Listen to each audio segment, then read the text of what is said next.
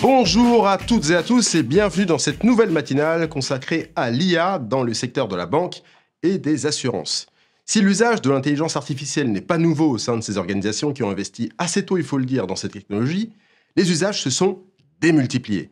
Personnalisation des offres, vérification des identités ou renseignements sur un contrat figurent au nombre des scénarios explorés, voire déjà, par certaines entreprises, exploités. L'essor de l'IA générative a ouvert de nouveaux horizons. Elle promet de faciliter davantage la relation client et la productivité des salariés. Lors de notre émission, nous répondrons à plusieurs questions. D'abord, comment l'IA accélère-t-elle le traitement des données des clients ? Quels sont les risques pour la confidentialité des données ? Quel a été l'impact de l'évolution du cadre légal sur le développement interne de l'IA ? Bien sûr, nous répondrons à d'autres questions. Je vous rappelle au passage que cette émission est interactive. Aussi, n'hésitez pas à chaque moment à poser vos questions en direct via le chat. Nous y répondrons, enfin plutôt nos invités y répondront tout au long de cette émission. Et tout de suite, notre keynote.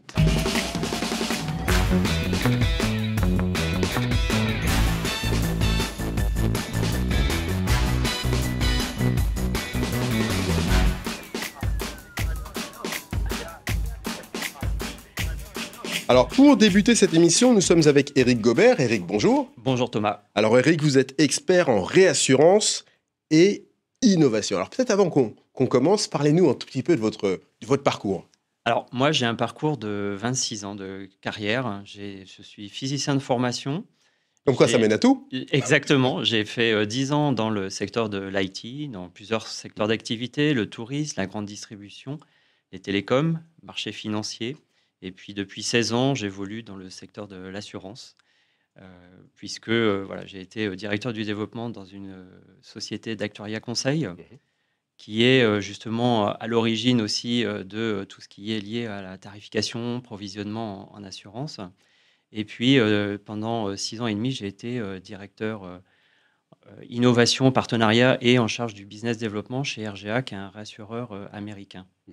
Bon, vous connaissez le secteur de l'assurance, vous l'avez vu, vous l'avez dit, évoluer pendant ces dernières années. J'aimerais qu'on fasse un petit pas en arrière avant de commencer à parler d'IA générative. Il y a une entreprise qui, il y a quelques années, avait, je ne vais pas dire défrayé la chronique, ce n'est pas le cas, mais en tout cas avait marqué les esprits. C'était l'entreprise américaine Lemonade qui avait automatisé complètement son processus. Tout passait par Internet, on souscrivait par Internet, ainsi de suite. On était quelques années avant les annonces autour de l'IA générative. Est-ce qu'on peut revenir sur ce cas-là et qu'est-ce qu'on doit en comprendre ?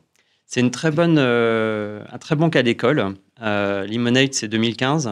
Donc, 7 ans avant l'avènement de ChatGPT. Exactement. Et ce qui était plutôt malin, c'était de se positionner sur effectivement ce qu'on appelle le pain point, la partie souscription, et puis la partie indemnisation et déclaration de sinistre.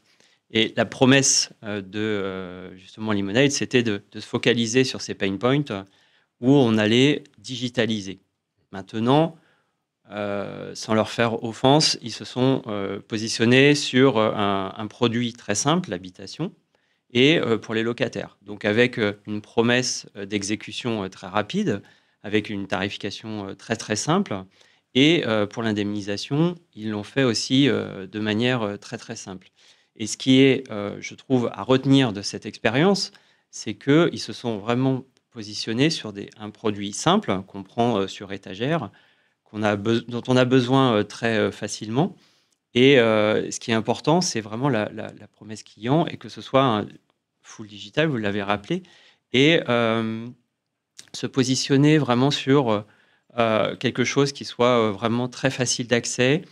Et quand on est dans la phase d'indemnisation, là où on est dans la partie sinistre, d'aller très rapidement et avec quelques questions simplifiées. Et d'ailleurs, ils se targuent d'avoir réussi une indemnisation en moins de 3 secondes. Bon, c'était sur un manteau volé. Donc voilà, on n'était pas dans quelque chose de très compliqué. Mais ce qui est intéressant Et par rapport au recul qu'on doit avoir, c'est vraiment l'état d'esprit en disant, mais en fait, sur des produits d'assurance assez simples, allons-y pour un parcours client sans couture, comme on dit, et à partir de là, faisons en sorte que l'expérience client soit la plus facile possible.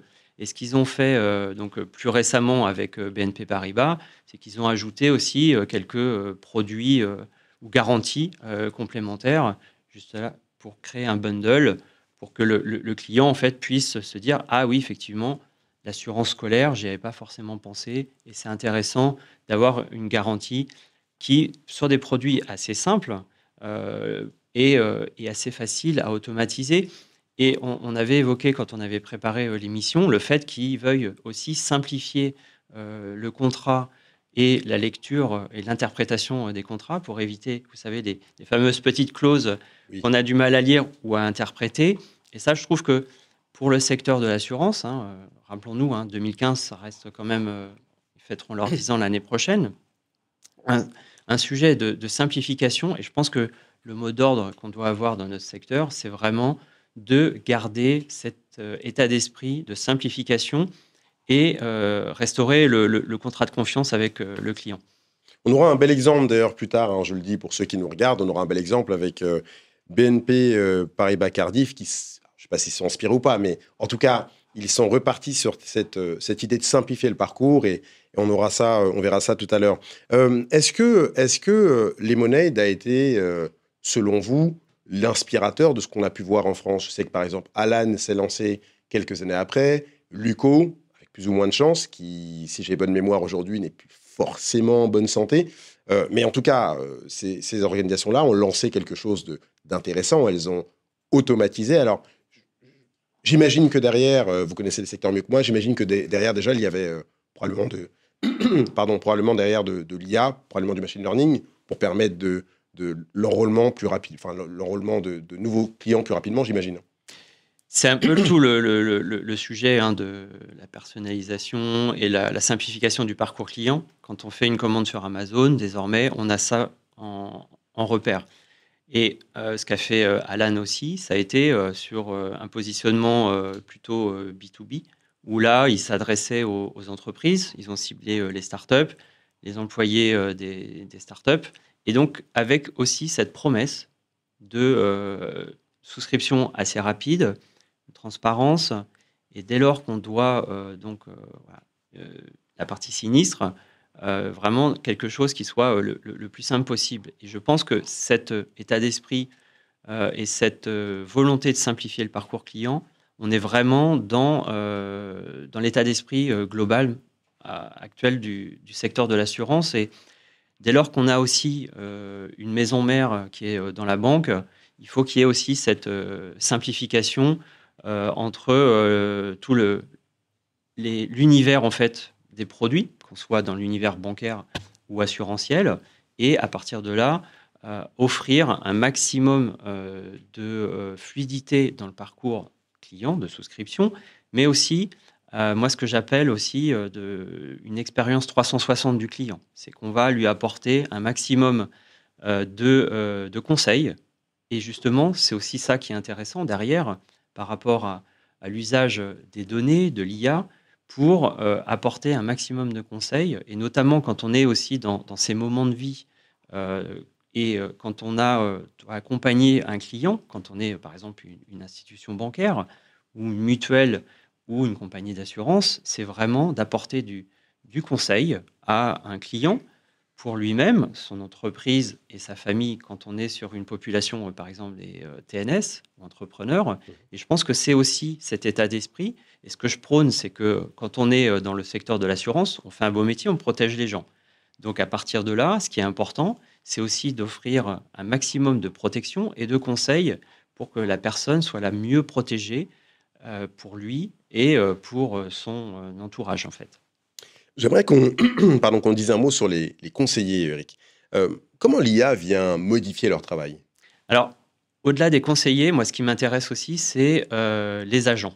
Les agents d'assurance, on voit bien que après le Covid, les clients ont ont eu du mal à retourner dans les agences, par exemple, que ce soit bancaire ou assurance. Même aujourd'hui, d'ailleurs, le mouvement s'est pas réenclenché, hein. Clairement.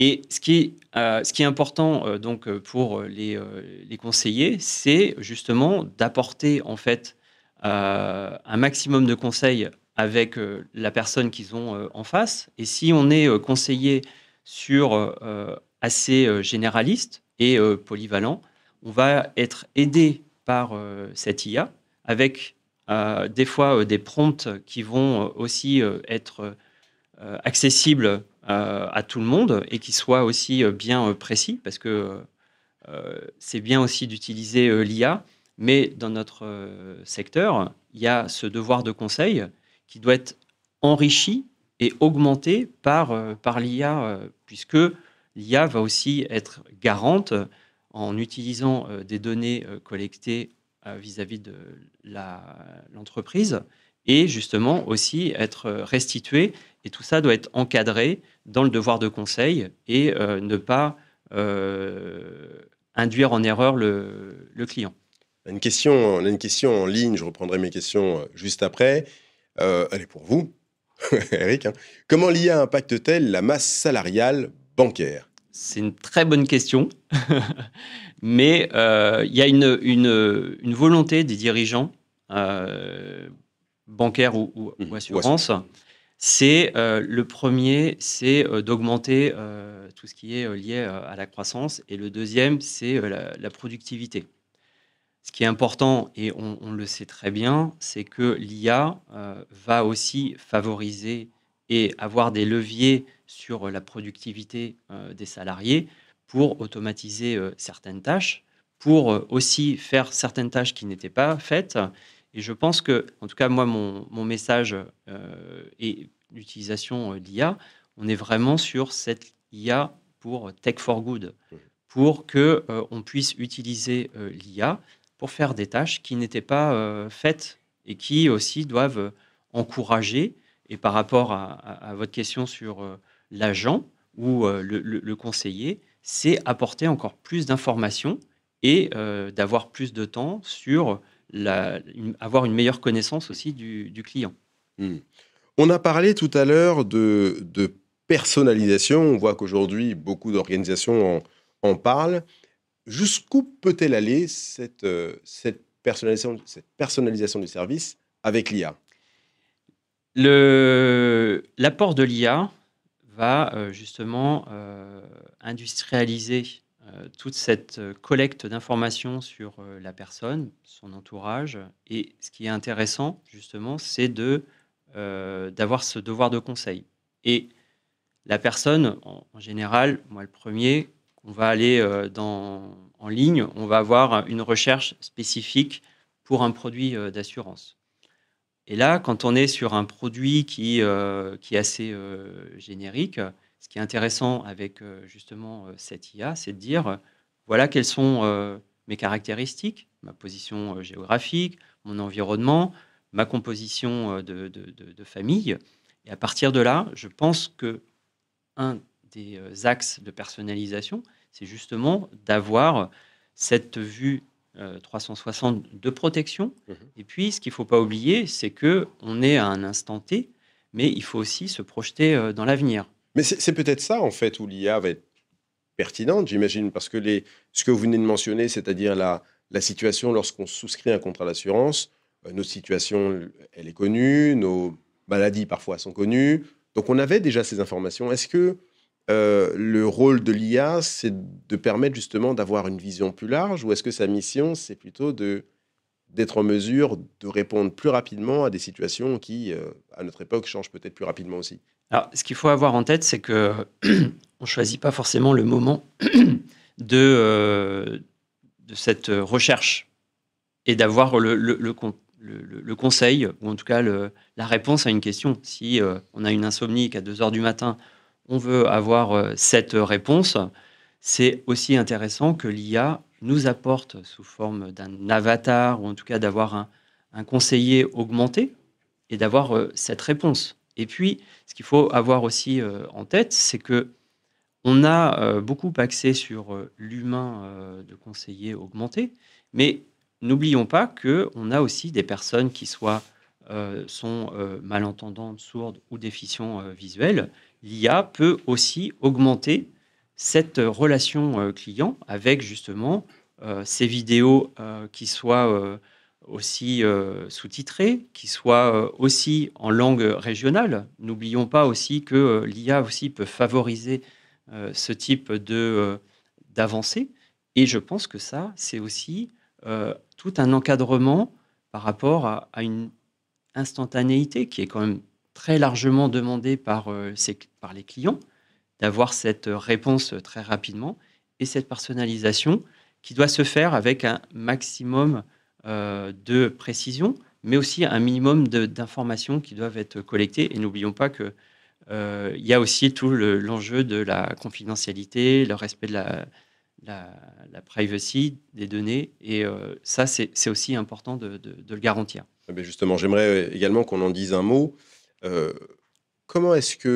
type de mesures doivent prendre les banques et les assurances pour s'assurer que les données des clients, qui sont le trésor finalement de ces organisations, ne soient pas mal utilisées, pas forcément parce que ce serait volontaire, mais parce que les outils auraient été peut-être pas très bien utilisés. Quel type de mesures elles doivent prendre pour éviter ce genre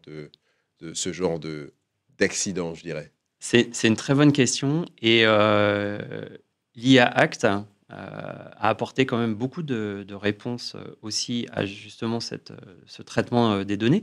Mais n'oublions pas qu'avant, il y avait le règlement européen sur la protection des données, Et il y a le RGPD. RGPD déjà qui est là pour... Et donc ça a déjà encadré beaucoup de choses sur l'usage des données. Mais l'IA Act a apporté aussi de nouvelles recommandations, notamment les 7 principes sur l'éthique et l'usage des données, et notamment aussi sur ces principes de l'usage de l'IA avec ces niveaux de risque et avec certains, soit interdictions, soit garde-fous, et avoir justement cette limite. Donc pour répondre précisément à la question, c'est aussi de se dire qu'en interne, chaque entreprise doit s'assurer que les données en entrée du modèle, en entrée des modèles, soient toujours de qualité, soient aussi très précises, respectent aussi la réglementation, mais les modèles, ils peuvent évoluer,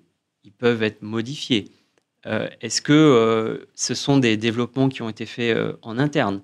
Toujours cette dichotomie entre on va utiliser des modèles qui sont sur étagère.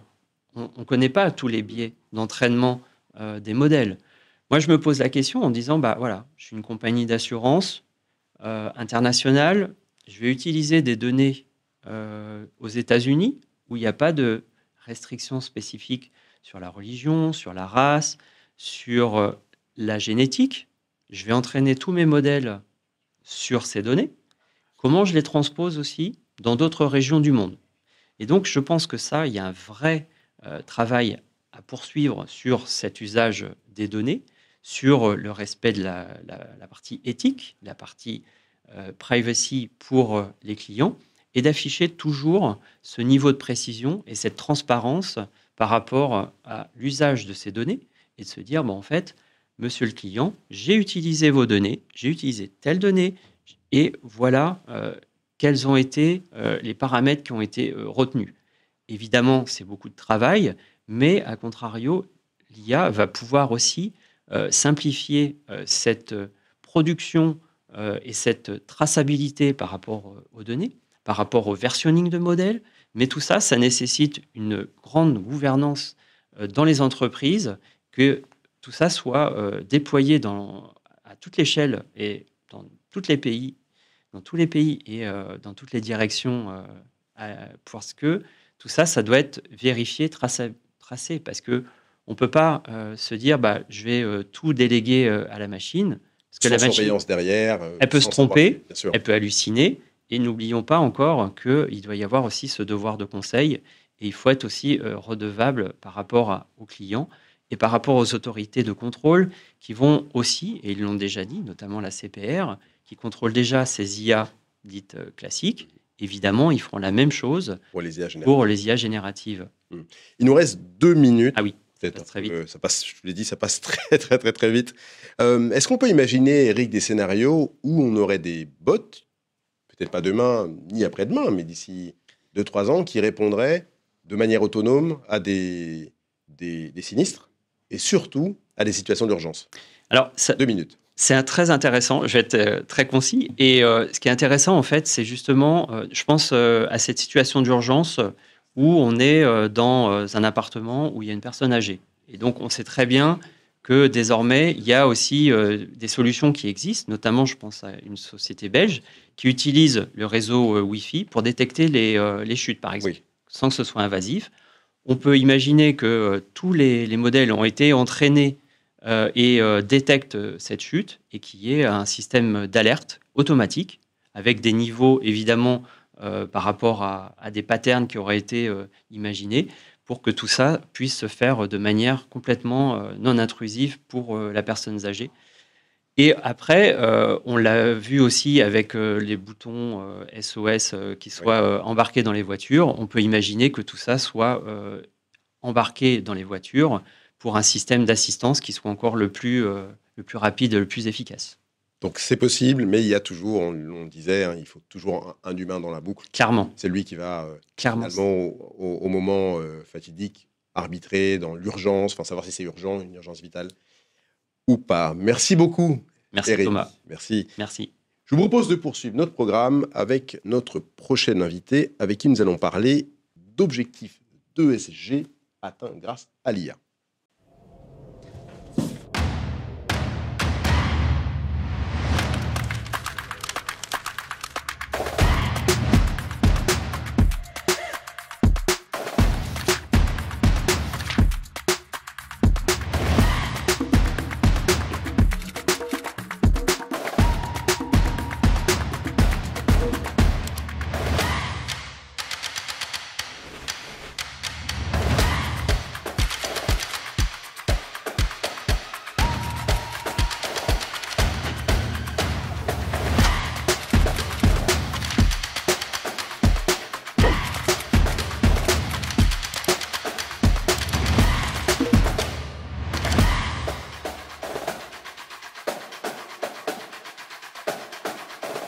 Et tout de suite, notre témoin.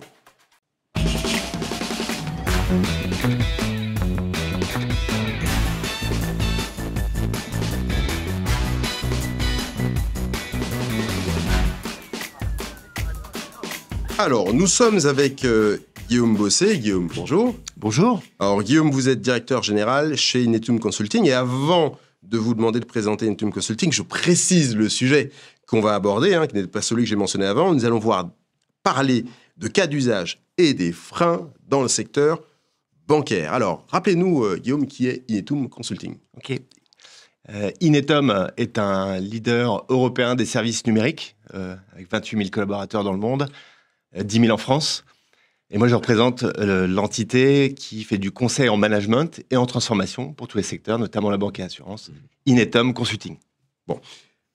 On a des questions, on a un certain nombre de questions. J'en ai une là en ligne. Et alors, qu'est-ce que je fais? Alors, on va commencer à discuter, parce qu'il y en a d'autres qui vont arriver au fur et à mesure. On commence à discuter, je vous la poserai au cours de la discussion. Ne désespérez pas, je poserai vos questions en ligne. À chaque fois, ce sera possible. Alors, une première question, Guillaume. Quelles sont les tendances qu'on observe en matière d'IA générative dans les banques? Alors, au même titre que lors de l'adoption de l'IA il y a quelques années, il y a un certain nombre de cas d'usage qui opèrent. Il y a plusieurs tendances. La première, c'est, comme il y a plusieurs années, on a beaucoup d'expérimentations, beaucoup de tentatives pour démontrer la valeur. On a la plupart des banquiers en France et en Europe ont lancé ou vont lancer leur GPT interne avec plutôt de la réussite, beaucoup d'utilisation du coup de ces GPT internes. Il y a quelques partenariats qui se montent, mais plus généralement sur l'adoption, notre perception c'est qu'il n'y a pas encore de gros investissements très transformants à l'échelle d'un établissement complet pour adopter l'IA générative. Ça va arriver, on le pense, mais pour l'instant, on est plutôt au début. Mais pour le moment, pour vous, est-ce que c'est limité à des cas d'usage bien précis, hein? Je pense à AXA, je pense à la Banque Postale, qui ont déployé d'époques probablement assez avancées. Est-ce que c'est plutôt limité à quelques cas ou est-ce que... Alors, voilà, ça fait étape par étape. en fait, il y a deux catégories de cas liés à l'IA générative. Ces deux catégories, elles servent à chaque fois le même usage, améliorer l'efficacité opérationnelle. On en a parlé il n'y a pas très longtemps dans une précédente matinale. Exactement. Améliorer l'efficacité opérationnelle, des gains de productivité, de la réduction des coûts. Donc, c'est deux grandes catégories. La première, elle est sur la relation client. On en a déjà parlé dans le secteur bancaire. C'est très prégnant. L'usage de bots, alors à destination évidemment des clients externes, mais aussi à usage interne. Beaucoup d'émergence sur le sujet, et notamment sur un sujet qui est la matière ESG, qui est un enjeu stratégique pour les banquiers.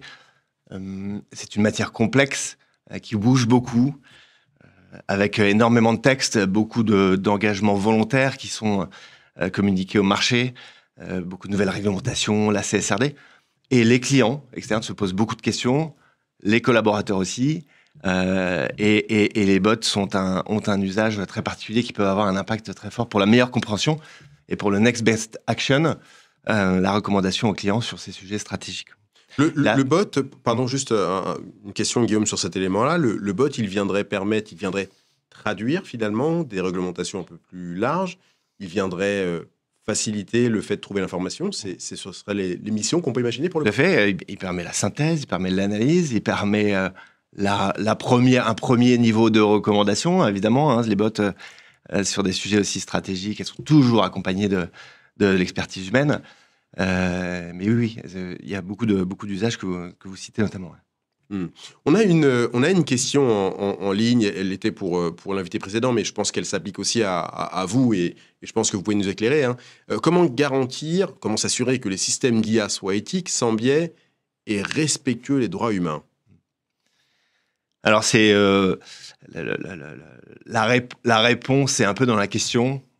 L'homme, les hommes et les femmes doivent concevoir et contrôler le design et mise en place de tout type de modèle. Donc, à partir du moment où ces contrôles, dans le design est opéré tout du long, moi, je pense que ces droits peuvent être respectés, et de toute façon, doivent être respectés. Et donc, c'est aussi bien comme je dis, dans le design, dans l'opération, dans le testing, et toujours en accompagnement d'un humain sur ces problématiques. On avait une question précédemment qui portait sur la masse salariale, et ces questions, elles sont toujours liées indirectement, effectivement, au rôle que les machines auront demain par rapport aux hommes et aux femmes qui sont déjà en place. On imagine que c'est un des freins en termes de peur, de déclassement, de remplacement. Quels sont les autres freins que vous voyez apparaître sur ce marché et d'usage et puis de passage à l'échelle? Peut-être pour compléter sur les usages, en plus de la relation client que j'ai citée, il y a beaucoup d'usages autour de l'informatique. Comme vous le savez, les banquiers ont une dette technique avec des langages plutôt anciens qu'il faut renouveler, moderniser. Je pense à COBOL, par exemple. Oui. Et donc, il y a toujours très utilisé dans les banques, d'ailleurs, avec les mainframes. Tout à fait. Mais il y a une vague importante où l'IA générative pourra avoir un impact très rapide sur cette traduction de langage. Donc, sur les freins. En effet, alors il y a tous les freins, on en a cité là, hein, c'est pas un frein, mais c'est une contrainte et c'est quelque chose à prendre en compte, hein, sur l'éthique, évidemment. Tous les freins qui étaient liés à l'utilisation de l'intelligence artificielle qu'on a identifié et qu'on suit depuis des années, c'est une chose. Mais je voudrais revenir plutôt sur un point en particulier pour les établissements financiers. Nous, on remarque qu'il y a une forte volonté des directions générales d'adopter l'IA générative à l'échelle. Elle est très clairement assénée. Là, on voit des freins, c'est la capacité d'exécution du management intermédiaire pour tout un tas de raisons, qui on voit, ne permet pas d'aller aussi vite que ce que veulent les directions générales. C'est la sensibilisation, c'est la formation. En fait, l'IA générative, si vous la mettez en place sans transformation, la valeur ne pourra pas être dégagé, ne pourra pas être mesuré, et il y aura une déception. Il faut que l'installation de l'IA générative soit toujours accompagnée d'une transformation, d'opérations, d'ajustement des processus de bout en bout, d'opérations de lean aussi, opérations d'ajustement des process, des organisations. Je prends l'exemple de l'informatique, par exemple pour des activités de copilotage, il y a une nécessité obligatoire de repenser la manière de fonctionner. Et donc, tout ça, ce sont des projets structurants qui prennent du temps, qui nécessitent de repenser la manière de travailler, d'où ce frein en fait lié à cette exécution qui va impacter autre chose que l'IA et la tech. Vous parliez de la valeur qu'on peut dégager aujourd'hui avec l'IA générative. Est-ce qu'elle est comprise, cette valeur, et est-ce qu'elle est intégrée aujourd'hui dans la réflexion de la direction et puis des managers intermédiaires dont vous parliez? Bien sûr, elle est comprise. Je pense que sur le marché, on voit beaucoup de personnes qui font des tests pour prouver la valeur. Je pense que maintenant, ça devient quasi inutile. La valeur, c'est sûr qu'elle est là. Donc maintenant, c'est plutôt penser l'implémentation à l'échelle. Donc oui, c'est dans la tête de tous les dirigeants. Après, la question, c'est encore une fois, c'est l'exécution, le ramp-up, quelle population. Je pense qu'il y a des gains de productivité importants à faire sur un certain nombre de directions. Après, il faut faire attention aux fourchettes qu'on entend. Il y a des fourchettes qui peuvent paraître importantes, jusqu'à 50, 60%. Ces fourchettes-là, mais elles sont applicables à certaines assiettes, petites assiettes d'activités, et pas toutes les activités. Donc il faut raison garder. Mais néanmoins, avec une transformation d'ampleur, oui, il y a des gains importants. Et c'est bien dans la tête des directions générales. La question de savoir comment on fait évoluer du coup les activités, quelle autre valeur peuvent avoir les collaborateurs autour de ces sujets. Il y a des métiers passionnants qui vont avoir lieu, qui vont se créer autour de ces sujets. Voilà. Mais en effet, c'est vraiment c'est dans la tête des dirigeants et des banquiers et des assurances en ce moment. Oui. Alors avant de vous poser une question, j'en ai encore une d'un des auditeurs. Alors vous avez répondu, mais je pense que ça fera pas de mal de répéter. Est-ce que les banques utilisent l'IA générative pour régler les problèmes d'obsolescence du SI et de dette? Vous venez de l'aborder. Tout à fait. Je pense que c'est un des cas d'usage plutôt simple, entre guillemets, via l'utilisation du copilotage, par exemple, où les banques commencent à accélérer. Il y a des établissements qui vont assez vite sur le sujet. Nous-mêmes, par ailleurs, alors Inetom, en tant qu'ESN, nous sommes des professionnels de l'IT, on s'applique nous aussi le copilotage pour avoir encore plus d'impact chez nos clients. Et donc, on l'observe aussi chez les banquiers et les assureurs, sur le testing, sur tout un tas d'activités de l'IT. Oui. J'aimerais qu'on revienne, le temps passe vraiment très vite, on a encore pas loin de 5 minutes, sur un élément, et ce sera le dernier sur les freins, avant de parler un peu des recommandations que vous faites aux banques d'assurance et aux banques de ce secteur. Quel type de transformation doit être menée pour réussir à tirer un maximum de la valeur de l'IA? On parle énormément des données, on parle énormément de la gouvernance, on parle énormément de la qualité des données. Quel type de transformation supplémentaire doivent être envisagées? Alors, du coup, je pense que il y a plusieurs clés de la réussite pour un projet d'IA générative et de sa bonne exécution. Je pense que la première, qui va lever beaucoup de freins, c'est la sanctuarisation d'un investissement et d'un suivi d'un sponsorship de la direction générale. Ça, c'est un premier frein à lever. Deuxième, je vous parlais de redéfinition de processus de bout en bout pour optimiser la valeur de la GenAI. Pareil, il faut lancer des chantiers d'analyse de la valeur pour savoir lesquels on ajuste, lesquels on ne fait plus, comment on va réorganiser les équipes. Il y a un certain nombre de sujets importants à mener. Après, pour lever, il y a un frein. Dans le passé, il y a eu beaucoup de factories qui ont été créées autour de l'AI avec plus ou moins de succès.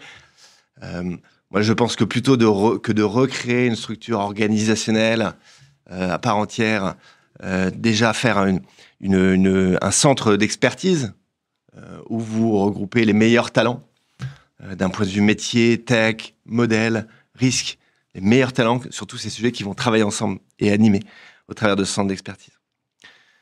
Et enfin, je pense qu'un dernier point important pour lever les freins, qui est sans doute le plus essentiel, qui est ce que j'appellerais de l'adoption continue.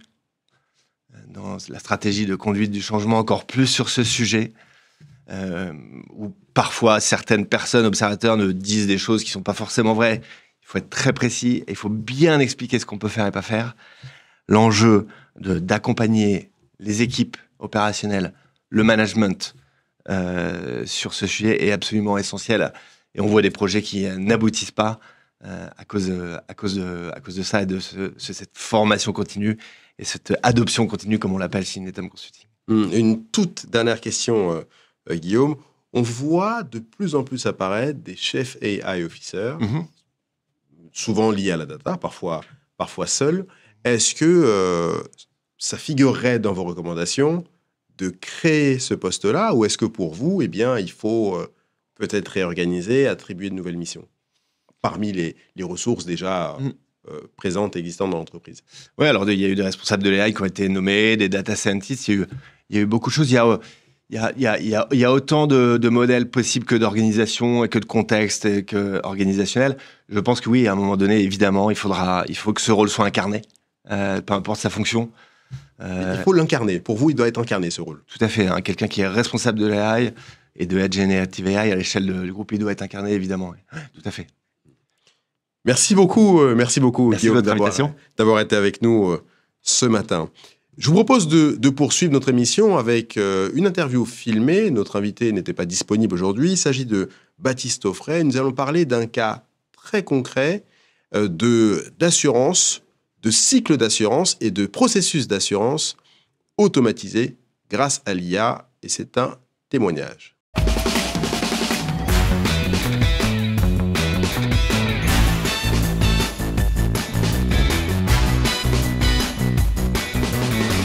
Baptiste Offray, bonjour. Bonjour.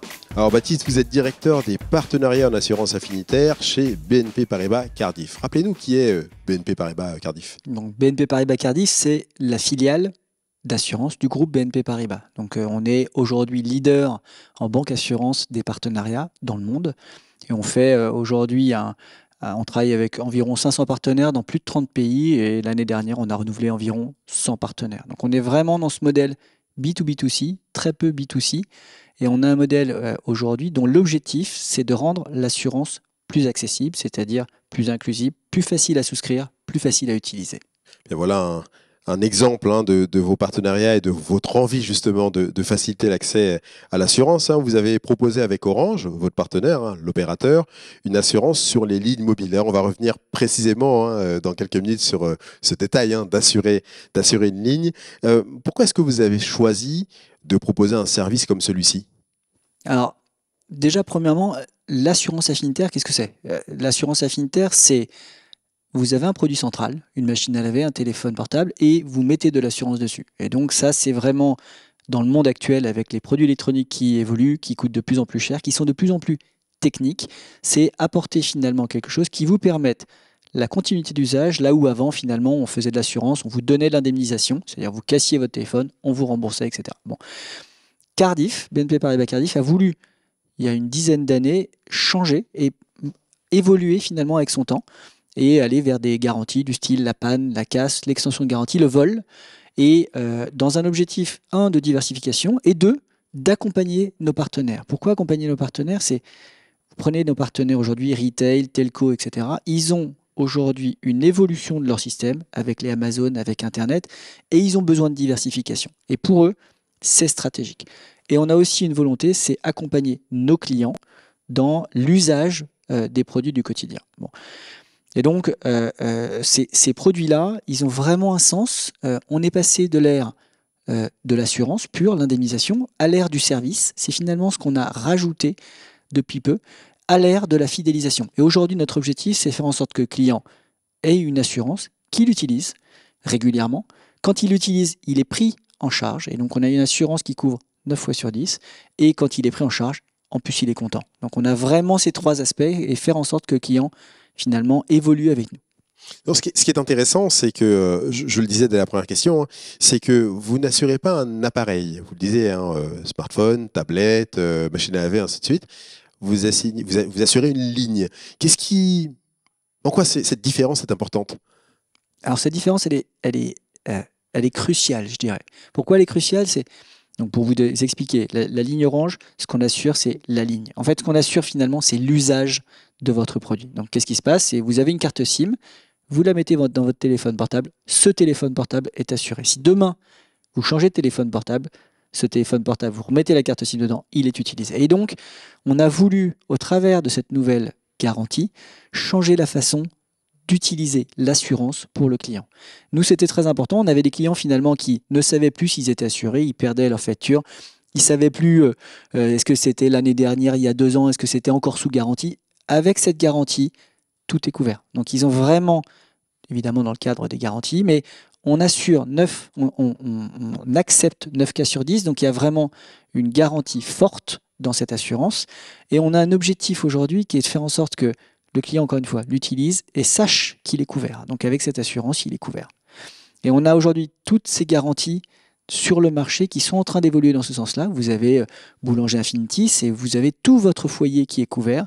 C'est exactement dans le même sens. C'est comment faire en sorte que le client rentre chez lui et 100% de son environnement est couvert sans avoir besoin de resouscrire une assurance individuellement.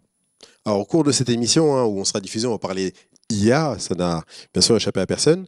C'est votre cas, justement, vous vous appuyez sur l'IA. Pourquoi est-ce que vous avez choisi de vous appuyer sur une brique d'intelligence artificielle dans le cadre de cette solution? Alors, je l'ai dit, on a un produit qui est très couvrant. On avait un objectif au départ qui était de dire comment souscrire en 3 minutes, comment utiliser en 3 minutes et comment derrière, dans la majorité des cas, pouvoir avoir votre téléphone portable qui est réparé en moins d'une demi-heure. D'accord ? Ces 3 briques-là, elles sont hyper importantes pour le client. Pourquoi ? Parce que, évidemment, quand vous cassez votre téléphone portable, finalement, vous êtes un peu perdu. Donc, l'objectif, c'était avoir un produit très couvrant et pour le client, avoir un parcours client ultra simplifié. Bon. Et donc, l'un des sujets principaux dans l'assurance, c'est vous déclarez un sinistre et vous ne savez pas quand est-ce que vous êtes pris en charge. Rajoutez de l'IA pour faire de l'acceptation automatique à la fin de la déclaration. Donc, vous déclarez en moins de 3 minutes et vous êtes immédiatement pris en charge par l'IA. Bon. Et donc, on a voulu rajouter ça. Ce qui se passe, comment ça marche? C'est vous avez un client qui déclare et au début du parcours, il a le choix de dire est-ce que je veux ou non que mon parcours soit traité automatiquement par l'intelligence artificielle. On lui donne le choix, il n'y a pas d'obligation. Alors, il n'y a aucune obligation, il a le choix. Et du coup, il y a 3 parcours. Soit il a accepté de passer par l'IA et l'IA va traiter son dossier et l'IA va décider si oui ou non elle accepte. L'IA ne peut que accepter, elle est positivement utilisée dans le parcours. Bon. Et donc, s'il a un parcours simple, il est accepté par l'IA et donc immédiatement il est pris en charge. S'il a un parcours un peu plus compliqué, eh bien, il ne sera pas forcément tout de suite pris en charge, il sera pris en charge par un humain qui va traiter son dossier. Donc on revient finalement dans un modèle classique d'assurance. À l'inverse, s'il refuse de passer par l'IA, eh bien, il revient dans un parcours classique, c'est un humain qui traite son dossier et donc finalement il n'a pas de désavantage. Donc l'IA n'est utilisée que positivement et pour simplifier le parcours du client et accélérer son acceptation. Une dernière question, Baptiste. Comment est-ce que vous gérez les cas les plus complexes? Est-ce que c'est forcément un humain qui gère ces cas?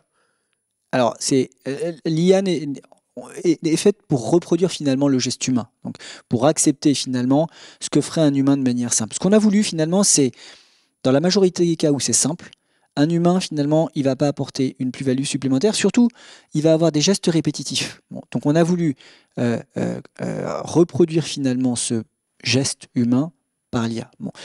Les cas plus complexes, qu'est-ce que c'est? C'est les cas où, aujourd'hui, par exemple, vous devez lire un document. Par exemple, le vol, vous devez produire un document, un PV de police, et ce document, il doit être lu, il doit être interprété. Donc, on y viendra via l'IA, la lecture des documents, la lecture, l'interprétation finalement de ce qui est mis dans le document. On sera capable de le faire à court ou moyen terme.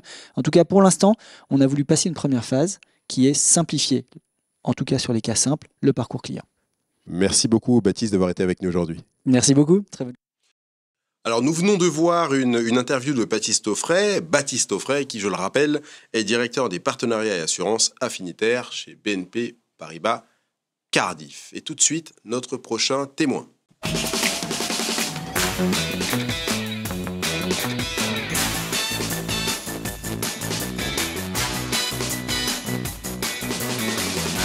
Alors, nous sommes avec Maxence Jeunesse. Maxence, bonjour.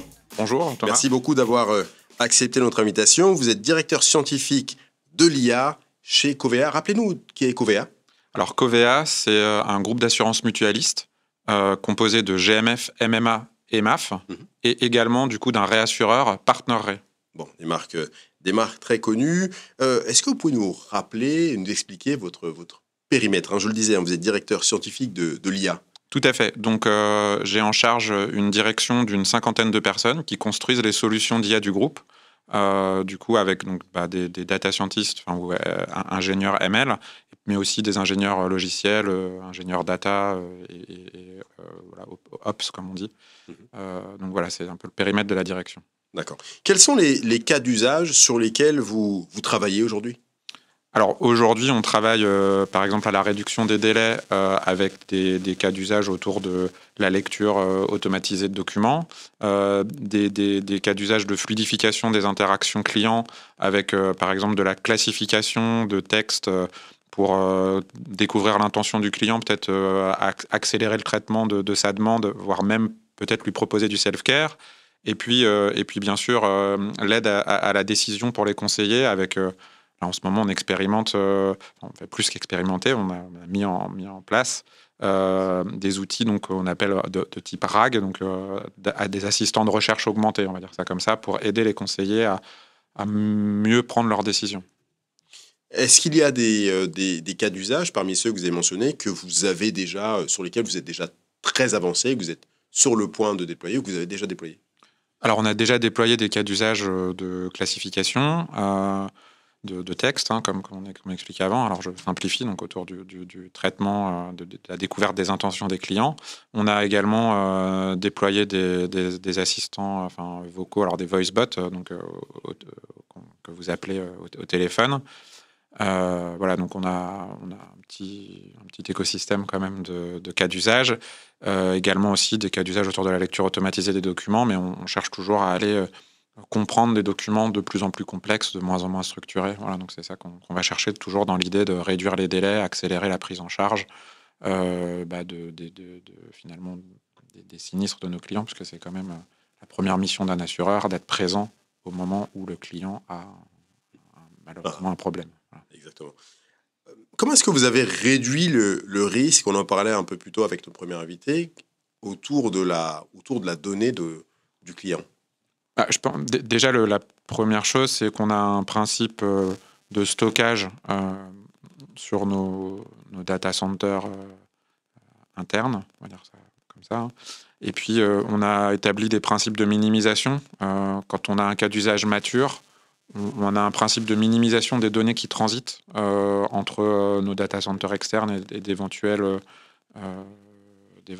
systèmes d'IA construits sur le cloud. Et puis, on a vraiment une politique qu'on appelle privacy by design, où quand on met en œuvre un cas d'usage, on se pose dès le début, pas à la fin, dès le début, on se pose les questions sur du coup la sécurité, la confidentialité des données, la finalité de l'usage, toujours dans l'idée d'être conforme évidemment à la RGPD, mais aussi d'être conforme à notre politique d'utilisation des données.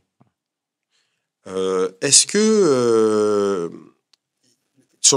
autour de la sécurité de la donnée, la question que je me posais également, c'est de savoir si vous avez mis en place des mesures de restriction très concrètes. On sait que, par exemple, les gens ne peuvent pas forcément utiliser une IA en direct, ne peuvent pas forcément utiliser des IA publiques en direct. Déplacez un peu votre téléphone sur votre droite. Voilà, merci beaucoup. C'est ça. Oui, tout à fait. On a mis en œuvre des mesures concrètes de restriction en interdisant l'accès à certains sites et en préconisant l'usage d'une solution qu'on maîtrise d'un point de vue, on va dire, transit des flux.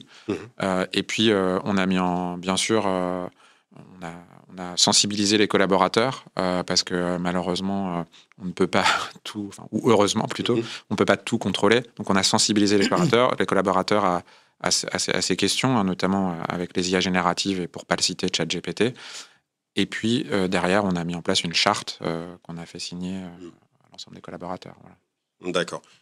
Comment est-ce que vous avez sensibilisé autour du risque? Parce que effectivement, sur ce plateau ou entre professionnels, j'imagine que vous en parlez, mais quel type de mesures vous avez mis en place? Peut-être quel type de discours, quel type de support vous avez mis en place pour faire comprendre aux gens qu'aujourd'hui, une IA ne peut pas être utilisée dans n'importe quelle situation et que mal utilisée, eh bien, on risque une perte, voire une fuite de données.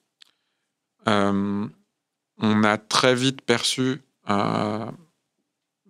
même avant ChatGPT, que c'était très important de former les collaborateurs, de les acculturer, de les former. Donc on avait des dispositifs internes avec des communautés qui rassemblaient soit des professionnels, on va dire, de la donnée dans l'entreprise, soit des utilisateurs de systèmes ou des utilisateurs ou des personnes intéressées par ces questions. Et donc, on a continué cette logique d'acculturation, de diffusion, en essayant d'être très pédagogique sur comment fonctionnent ces systèmes. Et après, plus concrètement, donc ça passe par la diffusion de vidéos. On essaye d'expliquer les choses en interne. Et puis, accessoirement, on a aussi mis en place du coup une logique plus, on va dire, descendante, avec des acculturations aux CODIR, aux différents CODIR de l'entreprise, dans des formats de 3 heures, pendant lesquels on essaye d'aller vraiment au bout du sujet. Qu'est-ce que c'est? Comment ça marche? Et ce que je peux en faire? Et ça, c'est un des autres éléments aussi.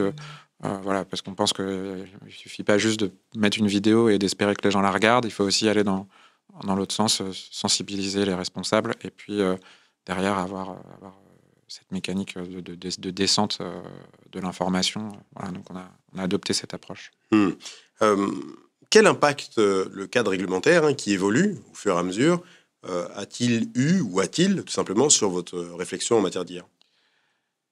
Alors, déjà, on le surveille, on le regarde. Après, finalement, ça n'a pas un impact si grand que ça. C'est-à-dire que il y a quand même une partie des principes, la majorité des principes rappelés par l'IA Act, qui sont finalement des principes un peu de bon sens, autour de l'auditabilité, de la robustesse, par exemple l'explicabilité, le fait de garder un humain dans la boucle. Oui, la réglementation ne vient pas forcément vous apprendre quelque chose ou tout remettre à plat. Voilà, exactement. Donc, c'est des choses auxquelles on avait un peu déjà pensé. Donc, ça, c'est plutôt chouette. Après, on a aussi on avait un mécanisme de privacy by design dans lequel on étudiait l'aspect données. Là, maintenant, il y a peut-être d'autres éléments à ajouter, donc notamment cette classification des IA. Mais ça ne vient pas bouleverser notre approche. Ça vient finalement redire des choses dont on avait déjà conscience. Et puis derrière aussi, peut-être, ça nous permet aussi d'aller plus loin sur certaines intuitions qu'on avait sur, par exemple, le fait d'être capable de lister notre patrimoine.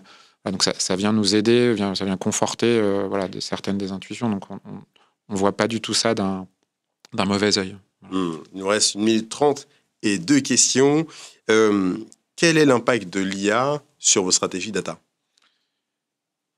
Le premier sujet, c'est l'IA, ça remet bien au goût du jour que la data à l'IA, c'est un sport collectif. On y arrivera ensemble, on n'y arrivera pas. J'espère que vous allez arriver quand même. On y arrive. On a quand même quelques succès, quelques victoires. Et ça remet au goût du jour l'importance de la qualité des données versus la quantité. Ça, c'est assez intéressant.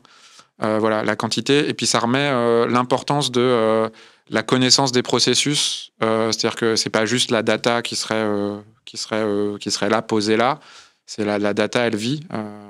Elle se crée, elle naît. Donc, l'importance de comprendre cette dynamique. Et voilà, je dirais que c'est ces 2 éléments, la qualité et la connaissance des processus. Ça remet ça en avant sur votre manière d'approcher la... Exactement, sur la data, tout à fait. Une toute dernière question pour vous, Maxence. Vous avez été récompensé, Covea a été récompensé en 2023 pour la mise en place d'un outil d'analyse sur la vie des clients. Comment est-ce que vous comptez vous appuyer sur l'IA pour rester à la pointe et pourquoi pas remporter un nouveau prix? Eh bien, alors on a l'ambition d'utiliser l'IA comme on l'a expliqué, au service de l'expérience client, bien sûr pour les chiffres d'affaires, bien sûr pour la rentabilité. Mais maintenant, si on descend sur des finalités très concrètes, on se dit que ça va nous aider à réduire les délais, ça va nous aider à fluidifier les interactions, faciliter la gestion solidaire, hein, donc le passage d'un dossier d'un collaborateur à un autre. Ça va nous aider aussi à sécuriser nos décisions, puisque c'est quand même le cœur de métier de l'assurance, hein, c'est d'être là au moment du sinistre et de prendre la bonne décision vis-à-vis du sinistre qui est arrivé au client. Et donc, on voit ces finalités très concrètes. Et après, sur l'outil sur lequel on a été récompensé, Voxia, on continue à le faire vivre. Donc, c'est un outil de suivi de thèmes, hein, des verbatim clients, un outil de découverte des thèmes aussi, de quoi les clients nous parlent quand on a la chance de collecter leurs retours.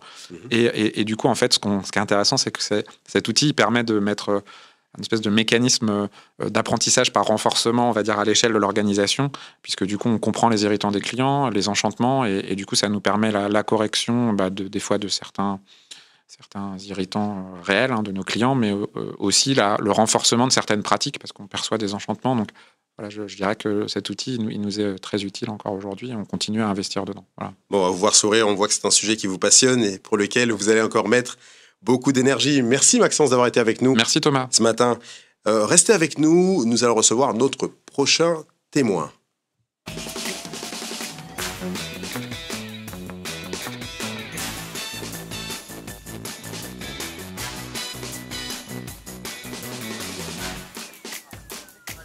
Alors, nous restons dans le monde des assurances avec vous, Jérôme. Bonjour. Bonjour. Alors, Jérôme Banderier, vous êtes directeur en soutien stratégie SI et gouvernance IA dans le groupe Matmut. Je crois que j'ai tout bien dit. Bravo. Très correctement.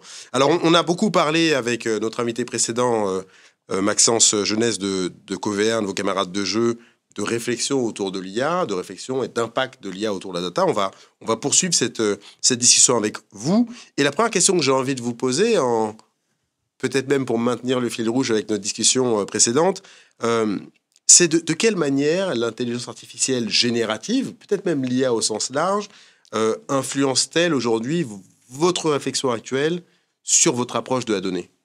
Oui, ça a été évoqué et dans le témoignage précédent, j'irai un petit peu plus loin, à la fois pour déjà rappeler que dans le secteur assurantiel, mais bancaire aussi, c'est très régulé, donc on est évidemment très impliqué, oui, voilà, la gestion de la data est quelque chose de base quand même dans l'assurance, à la fois donc pour le côté régulateur et à la fois pour tarifer, mutualiser et prévenir nos risques.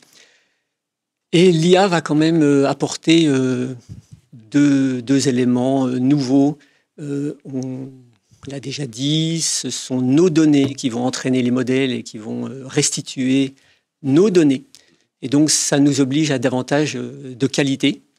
Et puis, l'accélération qu'on va voir également, c'est ce que j'appelle la boucle retour des données vers les salariés, avec l'usage des IA intégrés dans des process, par exemple, ou dans des outils, va faire prendre conscience à plus de monde qu'ils font partie des personnes qui sont là pour alimenter cette richesse de la donnée. Est-ce que c'est compris aujourd'hui au sein de la Matmut, au sein de l'organisation, est-ce que les gens comprennent l'impact futur que l'IA aura sur la manière dont il gère le client? Je pense que c'est un peu tôt. En tout cas, côté Matmut, je dirais que c'est un petit peu tôt. Maintenant, on anticipe dans la gouvernance, on sait que la gouvernance va être challengée, on sait qu'on va avoir à inclure davantage de lignage de données, du début, de la saisie, je le disais à l'instant, jusqu'à la production, que ce soit des produits d'ailleurs pour de l'IA ou pour d'autres choses. On va avoir plus de besoin de suivre nos données, de les marquer, et puis plus d'acteurs qui vont venir travailler autour de la donnée. Beaucoup plus d'acteurs, des acteurs évidemment sur la partie risque, puisque toute la régulation qui arrive sur l'IA ou qui est arrivée va nous occuper, mais également tous les acteurs métiers. Voilà, beaucoup d'acteurs métiers. Je crois que c'est une façon pour les métiers de reprendre un rôle dans cette gouvernance. Donc, il y a un challenge. On n'y en est pas encore là, mais il faudra qu'on implique que tout le monde, avec un peu de recul, trouve une bonne place dans la gouvernance IA et dans les data. Dans cette gouvernance autour de l'IA, pareil, je reste sur la question de la donnée. On a abordé ce sujet tout à l'heure. On sait qu'aujourd'hui, une donnée mal manipulée avec de l'IA peut sortir de l'organisation et devenir publique. Ce que les entreprises comme la vôtre ne souhaitent pas, j'imagine. Comment est-ce que vous réorganisez votre gouvernance de données à l'aune de ce risque supplémentaire que vous venez de mentionner? Pour l'instant, je disais, on n'est pas encore très impacté, puisqu'on n'a pas beaucoup d'IA, on n'a pas beaucoup de cas d'usage, on n'a pas fait partie des premiers acteurs qui se sont lancés sur ces sujets. On n'a pas autant de risques peut-être que d'autres. On n'a pas encore le chat GPT, le bac à sable interne pour travailler. Donc on y travaille, mais on est moins impliqué. Donc on est dans une phase, je dirais, d'anticipation. On prépare et on sait que les challenges sont devant nous. Est-ce que vous pouvez nous parler justement de l'organisation? Vous parliez d'anticipation que vous avez mis en place pour justement anticiper l'arrivée et l'intégration de l'IA dans votre processus. Lorsqu'on a préparé cette discussion, vous parliez d'IA Tower. Est-ce que vous pouvez nous en dire quelques mots? Oui, bien sûr. Avant, pour que les spectateurs soient à même de s'inspirer ou pas, il faut décrire quand même le contexte. On a 2 éléments clés pour lancer notre IA Tower. Un, le COMEX, et ça a déjà été évoqué, un gros sponsoring du COMEX qui a mis l'IA comme une des 3 transversales à notre plan stratégique 2024-2026. Donc, un gros sponsoring, de la visibilité.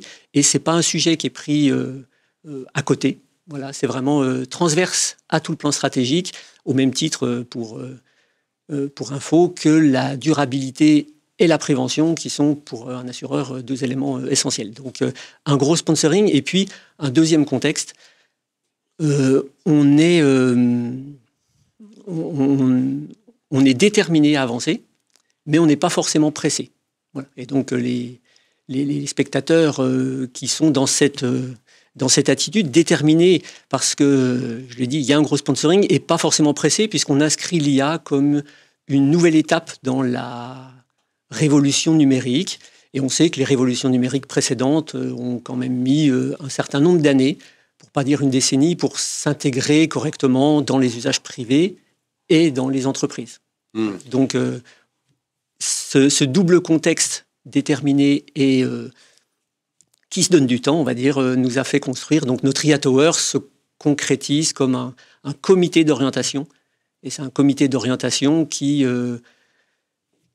embarque aujourd'hui une 60aine de collaborateurs et qui est amené à répondre au COMEX et à l'orienter sur les années à venir, en lien avec le plan stratégique que j'évoquais. On a une question pour vous en direct. Comment la Matmut utilise-t-elle les données collectées pour anticiper les besoins de ses assurés? Alors, avec IA générative ou sans IA générative? Vous l'avez dit, vous y êtes pas. Alors, sans IA générative, c'est sûr. Je pense pas qu'aujourd'hui on est en production. On a quelques cas d'usage, mais on n'est pas. Ça n'a pas été notre mode de réponse pour. On est dans une étape, comme je le dis, où on prépare sereinement ce qui arrive. On avance ensemble, mais on n'a pas de martingale pour anticiper les besoins de nos sociétaires. C'est bon, on a un certain nombre de questions qui vous arrivent et qui sont pour vous. Quel est le coût de l'IA et le retour de l'investissement? Alors, je me permets juste de la transformer. Alors, sur le coût, j'imagine que c'est peut-être difficile de répondre. Et sur le ROI, quel type de ROI vous anticipez? On voit l'IA comme un levier de performance, de productivité, et donc les IA, on dit les IA vont les hein, IA, vous parlez les IA. d'IA au pluriel, Voilà, bien nous, sûr. c'est les IA. Les IA vont intégrer dans les années à venir les différents processus et vont venir améliorer, augmenter les collaborateurs et améliorer et rendre plus fluide un certain nombre de processus. Donc, on voit à travers ce nouvel outil, cette nouvelle étape, comme je disais, de l'évolution de nos outils, on voit un levier de performance, de productivité, et puis au service et des collaborateurs pour les emmener dans le contrôle et dans voilà, être accompagnés dans leurs travaux, et puis au service des sociétaires pour leur rendre le meilleur service. Une dernière question, Jérôme. Vous l'avez dit à plusieurs reprises, vous êtes dans une phase de travail, de réflexion, d'anticipation. Vous avez mis en place des groupes de travail, justement, pour accélérer dans cette direction. Est-ce que vous pouvez nous dire, pareil, quelques mots sur ces groupes de travail? Oui, on a 5 groupes de travail, donc pour faire synthétique. Un premier groupe de travail qui est le groupe des défis et des opportunités métiers. Voilà. Défis pour les différents cas d'usage qui vont venir soutenir les collaborateurs, et puis les opportunités métiers pour faire évoluer nos processus. Et donc dans ce groupe de travail, le livrable du groupe de travail, donc, c'est un référentiel de nos cas d'usage dans lequel le COMEX viendra, le moment venu, prioriser sa recherche de valeur. Et ce GT, ce référentiel doit être sécurisé, et on l'a sécurisé par 4 groupes de travail socles. Les 4 groupes de travail socles adressent différentes thématiques qui sont indispensables pour mettre en place de façon pérenne des IA dans le groupe. Il n'y a pas d'ordre particulier, hein, mais je commence par le groupe de travail qui voit les IA comme une avancée technologique, et donc qui produira à la fois une roadmap de ce que l'on a et de ce que l'on aura demain pour répondre à nos enjeux, et puis qui va aussi produire une matrice que je dis techno, modèle, data, compétences, frugalité, qui va permettre d'éclairer les différents usages qui ont été listés par le premier groupe de travail pour donner la maturité et la capacité qu'on a à le faire, à le mettre en production. Et le deuxième, ça a été évoqué dès le début de la keynote sur l'éthique et la responsabilité. Voilà. On doit évidemment construire des IA dont qui sont conformes à la réglementation, mais qui sont également alignés avec notre raison d'être. Donc ce GT éthique et responsabilité a également un livrable, ce que j'appelle une matrice pour évaluer est-ce que les cas d'usage sont alignés et comment il faut sécuriser notre préparation pour qu'il soit opérable. Et puis un troisième GT de mise en mouvement. Voilà. La mise en mouvement, on veut s'inscrire, on essaie de faire un continuum entre la sensibilisation, le fait d'acculturer les collaborateurs, le fait de les former, le fait d'inscrire l'IA et comment ça va faire évoluer les référentiels de nos métiers. Et donc dans ce GT de mise en mouvement, c'est les acteurs de la communication, du change, de la RH évidemment, qui travaillent ensemble pour produire un calendrier d'embarquement, un calendrier d'accompagnement des salariés. Et puis, le quatrième GT est un GT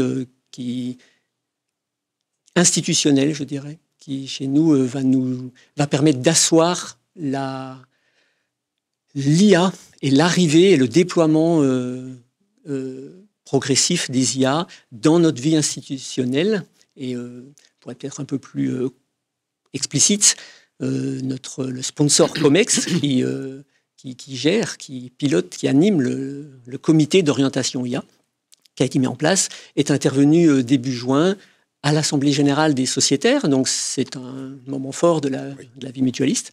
Donc, il est intervenu à ce moment-là et dans les 10 jours qui ont suivi, est également intervenu auprès des élus dans un CSE pour être transparent et évoquer le sujet d'IA et comment ça va embarquer pour répondre aux craintes que vous avez évoquées tout à l'heure. Voilà, comment on embarque, quelle est la volonté déterminer la vision du COMEX et comment on fait collaborer toutes les directions de la maison. Et ça, c'est quelque chose, voilà, une instance fédérale. Et donc, il a pu exprimer ça. Et c'est quelque chose qui nous oblige et qui pose et qui démontre de manière sereine notre envie d'avancer dans l'intégration des IA au sein des process de la maison. Nous continuerons à suivre ce qui se passe chez vous d'un œil attentif. Merci beaucoup, Jérôme, d'avoir été avec nous ce matin. Avec plaisir. Je vous propose de poursuivre et de conclure cette émission avec notre table ronde.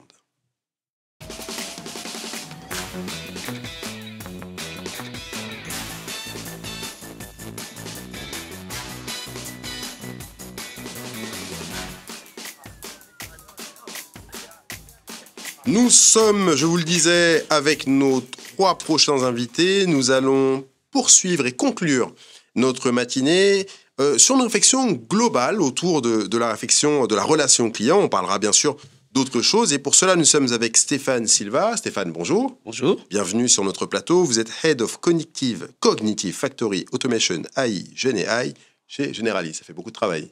Beaucoup de travail. Beaucoup de travail. On va en parler dans quelques instants. Nous sommes avec Bruno Katz. Bruno, bonjour. Bonjour. Bruno, vous êtes SVP, directeur général adjoint chez Salesforce. Bienvenue. Merci. Et nous sommes également avec Jérôme de Gallet. Jérôme, bonjour.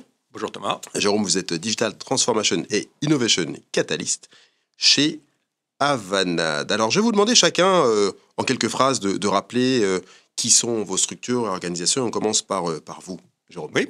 Alors Avanade, co-entreprise entre Accenture et Microsoft, qui est spécialisée dans l'accompagnement de la transformation digitale de nos clients, tous secteurs confondus, et qui s'appuie bien évidemment sur l'écosystème Microsoft, donc les solutions Microsoft, mais également les partenaires de Microsoft et l'ensemble des solutions, j'ai envie de dire, qui sont disponibles sur la marketplace Microsoft. Bruno. Salesforce, donc bien connue, une entreprise américaine créée en 1999, présente en France depuis 2005, dont l'objectif est de rapprocher les entreprises de leurs clients. Et Stéphane.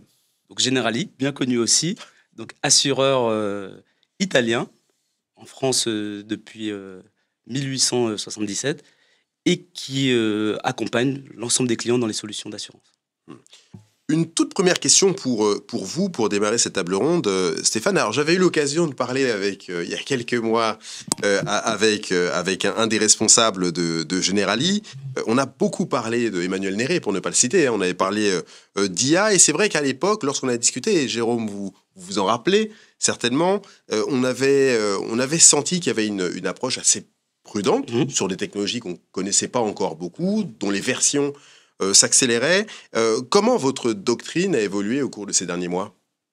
Après, je pense qu'on a toujours été convaincus du potentiel de l'IA pour l'assurance, que ce soit en termes d'efficacité opérationnelle et d'expérience client. Par contre, compte tenu des risques et des limites de l'IA, on doit avoir une approche prudente. Nous, côté assureur, on gère des millions de données sensibles, donc il faut être très vigilant sur la sensibilité des données. Il y a toute la partie autour de RGPD, l'exploitation des données, des principes qu'il faut respecter.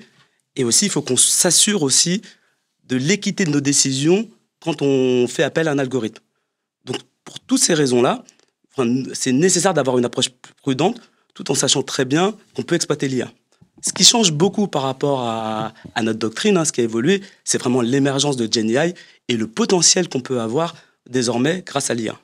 Mais toujours dans une approche prudente et par respect pour nos assurés. Quel regard vous portez côté Salesforce, Bruno, sur cet écosystème bouillonnant, j'ai envie de dire, de l'IA, dont vous êtes partie prenante d'ailleurs. Exactement, c'est le moins qu'on puisse dire. Alors l'IA, nous, chez Salesforce, on connaît bien le sujet, ça fait plus de 10 ans qu'on y travaille. Alors à l'époque, on ne parlait pas d'IA Gen, on parlait d'IA prédictive, qui s'appelait déjà Einstein chez Salesforce. L'année dernière, on a présenté nos nouveaux produits autour de l'IA générative. On entre déjà dans une 3e vague de l'IA aujourd'hui avec des agents qui sont autonomes et qui se parlent entre eux et qui réalisent des tâches entre eux. Donc l'IA Gen, on démarre et chez Salesforce, en fait, on simplifie la vision de l'IA en expliquant qu'il y a 3 couches finalement dans l'IA. Il y a une couche d'UI, d'interface utilisateur, c'est ce que vous avez typiquement sur vos téléphones en téléchargeant des applications. C'est ce qu'ont des agents dans les centres d'appel avec des capacités à converser avec de l'IA. Les modèles, et les modèles, il y en a qui se créent tous les jours, et des modèles type OpenAI, etc., qui se créent tous les jours et qui sont spécifiques suivant les données qui ont servi à l'entraînement. Et puis enfin, il y a les données. Et les données, c'est le nerf de la guerre. Pour faire fonctionner l'IA, on en parlait, il faut effectivement des données.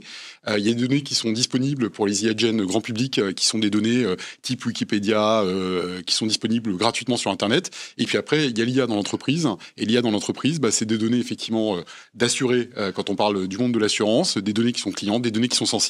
Et il faut pouvoir les utiliser en toute confiance vis-à-vis de nos clients. Et donc chez Salesforce, on a développé une plateforme pour faire ça, qui s'appelle Einstein One, qui permet d'aller chercher la donnée là où elle est dans l'entreprise. Et on parle d'écosystème, on a un écosystème qui est parfaitement ouvert, qui se connecte avec du Microsoft, qui se connecte avec du Google, qui se connecte avec du Snowflake, etc., du Databricks, qui va chercher ces données, qui les amène dans Salesforce sans les copier, c'est du 0 ETL, pour pouvoir activer ces données dans l'ensemble de la solution Salesforce, mettre en place de l'IA et donc des recommandations, on y reviendra certainement pour parler des use cases et notamment dans l'industrie de l'assurance. Et puis, en toute confiance, avec un trust layer qui permet de faire un filtre entre les données qui sont amenées à converser avec les modèles qui sont externes potentiellement, qui sont ceux de l'entreprise parce qu'il y a souvent des data scientists qui ont créé ces modèles ou qui sont des modèles disponibles sur le marché et qui, en retour, filtrent aussi pour éviter la toxicité, les hallucinations que peuvent amener l'IA Gen, typiquement. Comment vous regardez ce monde de l'IA, Jérôme, de votre côté? Vous l'avez dit, co-entreprise Accenture, Microsoft, vous êtes, j'ai envie de dire, aux avant-postes. Les choses vont très vite. Quel regard vous posez finalement sur cet univers qui, je disais tout à l'heure avec Stéphane, on a de nouvelles versions régulières, ainsi de suite. Quel regard vous posez là-dessus? Je crois qu'effectivement, les choses vont très vite. Après, il ne faut pas être emballé avec la machine, j'ai envie de dire. Stéphane a raison. Il faut raison garder par rapport aux annonces quasi quotidiennes de nouveautés. Qui promettent, enfin, il y a de grandes promesses quand même. Mais c'est plus que des promesses. On a aussi des démonstrations presque au quotidien, des formidables capacités de cette technologie. Je pense d'ailleurs qu'aujourd'hui, on n'en connaît pas encore vraiment les limites. Néanmoins, adopter l'IA, c'est une trajectoire. Et il faut y aller progressivement. Donc, il ne s'agit pas toujours d'être à l'avant-garde des nouvelles annonces, des nouvelles technologies, des nouvelles solutions qui font le buzz. Je pense qu'il faut construire sa propre trajectoire. On le voit d'ailleurs au fil de ces dernières années. Pour mémoire, ChatGPT est sorti un peu de nulle part fin 2022. 2023, nos clients ont finalement été en mode découverte, notamment les cellules innovation, les cellules en charge des nouvelles technologies. Donc, elles ont commencé et elles nous ont beaucoup sollicité pour essayer de mieux maîtriser, de commencer à appréhender en quoi consiste cette nouvelle technologie. Il y a eu les annonces de Microsoft qui ont aussi permis à un certain nombre d'acteurs de se positionner sur le marché, de crédibiliser aussi, je crois, l'arrivée de cette technologie. 2024, on est plus cette fois dans déjà une part de mise en œuvre, test and learn. Mais on commence à voir des POC, on commence à voir des solutions, des plateformes MVP qui permettent de commencer à toucher du doigt finalement et à mettre en pratique cette technologie. Et puis j'ai envie de dire, c'est 2025 sera probablement le premier exercice dont le budget a potentiellement intégré des investissements d'IA générative. Les budgets sont en cours de discussion chez nos clients. Et je pense qu'effectivement, à partir de 2025, on va véritablement voir des projets d'IA générative budgétés, ce qui n'était pas forcément le cas en 2023 et 2024. Alors, on a déjà parlé de cas d'usage tout au long de cette émission, mais j'aimerais quand même vous entendre dessus. Quelle perspective, quelle trajectoire, quel projet l'IA générative permet-elle aux organisations dont on parle depuis ce matin, vers quelle direction elle leur permet d'aller aujourd'hui? Alors, elles sont nombreuses, et comme je le disais, je crois qu'on n'en maîtrise pas encore toute la toute la possibilité. On entend régulièrement des nouvelles formules pharmaceutiques découvertes grâce à l'IA, des nouveaux matériaux qui peuvent avoir un intérêt dans la fabrication des batteries découvertes en des temps records grâce à l'IA. L'IA a fait une entrée tonitruante dans notre quotidien, alors avec ChatGPT, mais maintenant vous avez des smartphones boostés à l'IA générative, vous avez même des PC, donc avec les Copilot Plus PC annoncés par Microsoft. Donc ça fait partie de notre quotidien. Et dans le secteur des services financiers, vous avez un secteur que tout le monde, pour lequel tout le monde prédit quand même un bénéfice important de l'IA générative, ce qui se conçoit assez facilement parce que finalement c'est une industrie de services, donc de processus, dont l'outil de production est l'informatique et la matière première, la donnée. C'est tout ce qu'il faut pour faire de l'IA générative. Donc, effectivement, chez nos clients, en fait, les différentes perspectives sont aussi bien sur de l'efficacité opérationnelle, ça a déjà été mentionné, on parle de productivité, on parle d'automatisation, mais on va au-delà de ça, parce que l'automatisation n'est pas un sujet nouveau. On fait de l'automatisation, notamment dans les services financiers, depuis un certain nombre d'années. Ce qui est nouveau, c'est finalement repousser les limites ou diminuer les contraintes. L'IA générative offre beaucoup plus de flexibilité et il faut s'attendre à ce qu'au-delà d'automatiser des tâches, on puisse automatiser des processus et avoir typiquement des applications intelligentes qui vont gagner en périmètre et qui vont faire ce que aujourd'hui l'humain fait sur certains bouts de processus. Donc ça, c'est une révolution importante. Mais il n'y a pas que l'efficacité opérationnelle, il y a la relation client qui peut se trouver modifiée. À plusieurs titres, on parle de personnalisation, mais on parle aussi d'interface. Finalement, ce qui caractérise l'IA générative, c'est que l'interface de l'IA générative, c'est le langage naturel. Donc, en termes de relations clients, pouvoir mettre des solutions avec lesquelles le client va pouvoir interagir finalement sans contrainte. Et on voit des démos qui sont fantastiques. Aujourd'hui, parler avec une IA générative, c'est bluffant. On a du mal à se rendre compte si effectivement on parle à une IA générative ou pas. Donc ça, c'est pour la relation client qui va s'en trouver quand même aussi transformée. Tout ce qui est, et c'est important dans le secteur des services financiers, tout ce qui est opération en ligne. Aujourd'hui, il y a quand même une limitation des opérations un petit peu complexes qui nécessitent un accompagnement, sont difficilement réalisables en ligne. On peut imaginer qu'avec l'IA générative, ces opérations seront également disponibles en ligne. Et le dernier volet dont je voudrais parler, qu'on mentionne peut-être un petit peu moins, c'est l'offre produit. L'offre produit, si je me positionne dans l'assurance, tout ce qui est tarification, tout ce qui est sélection du risque peut être amélioré, enrichi à l'IA générative. On a tout ce qu'on commence à voir, l'assurance paramétrique aussi, qui va pouvoir connaître un bond avec l'IA générative, et plus globalement, tout ce qui permet de faire de la contextualisation. Là encore, pour les assureurs, il y a un enjeu de prévention qui existe depuis plusieurs années. Finalement, le sinistre le plus économique pour un assureur, c'est celui qui ne survient pas. Donc, tout ce qui peut être fait en termes de prévention, et la prévention nécessite d'avoir une connaissance fine finalement du client, peut aussi gagner à travers l'IA générative. Et juste peut-être un dernier point, en termes de perspective, j'ai parlé de ce qu'on pouvait faire. Il y a une autre perspective qui me semble importante à mentionner, c'est que l'IA générative, en fait, est une évolution du low-code, no-code. Et ce qui est remarquable, c'est que cette technologie, aussi puissante soit-elle, est extrêmement accessible. Et on voit aujourd'hui, finalement, chez nos clients que ce n'est pas que l'apanage des départements informatiques de s'intéresser à l'IA générative, et y compris en termes de mise en œuvre. Il y a de plus en plus de solutions sur le marché qui, dans une approche low-code, no-code, vous prenez Copilot Studio, par exemple, de Microsoft, qui vous mettent à disposition une boîte à outils et, en quelques clics, vous permettent de mettre en place des solutions à base d'IA générative. Une question en ligne, je pense qu'elle sera plutôt pour vous, Bruno. L'IA générative est-elle possible sans le cloud ? Excellente question. En tout cas, c'est pas la philosophie de Salesforce, évidemment. On l'a dit, ce qui est le nerf de la guerre pour faire fonctionner l'IA, c'est les données. Aujourd'hui, les données, dans la plupart des entreprises, elles sont dans le cloud. Donc, c'est important d'avancer. Les choses vont très, très vite. On a vu l'année dernière l'IA arriver, c'était plutôt de l'IA grand public. Cette année, nos clients avancent également très vite. Alors, on revient un peu ce qu'on a vécu avec le digital il y a 10 ans, finalement, où on amène nos clients à évoluer, à découvrir, et on a fait des learning expeditions, on fait un certain nombre de MVP, on a plus d'une centaine de MVP aujourd'hui qui sont en cours en France autour de ces technologies de l'IA.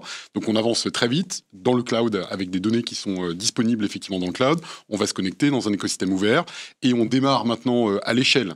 Un certain nombre de clients en France qui ont fait le choix de l'IA à l'échelle sur des use cases divers et variés dans le monde de l'assurance qui tournent autour principalement du contact center et de l'augmentation des vendeurs. Stéphane, quels sont les cas d'usage que vous envisagez aujourd'hui? Après, sur la partie cas d'usage, Jérôme, on a bien parlé. Hein. Nous, on a des cas d'usage sur l'ensemble de la chaîne de valeur côté assurantiel. C'est-à-dire qu'on a autant de cas d'usage sur le call center, sur lequel demain, comment le collaborateur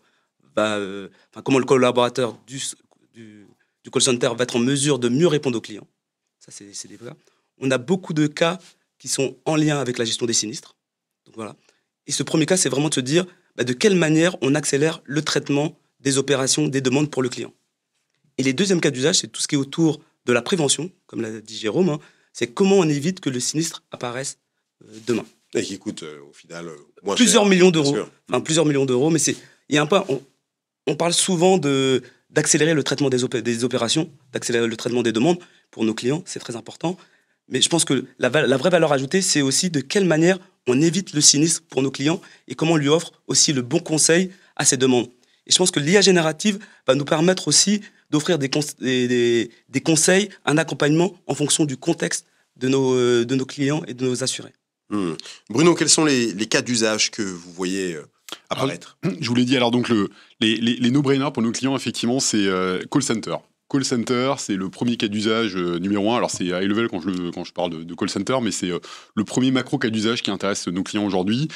C'est effectivement comment mieux contextualiser, comment mieux personnaliser la réponse aux clients. Donc, c'est faire des synthèses de la vue client, des interactions qu'on a pu avoir avec ses clients à travers des mails, des conversations téléphoniques, etc.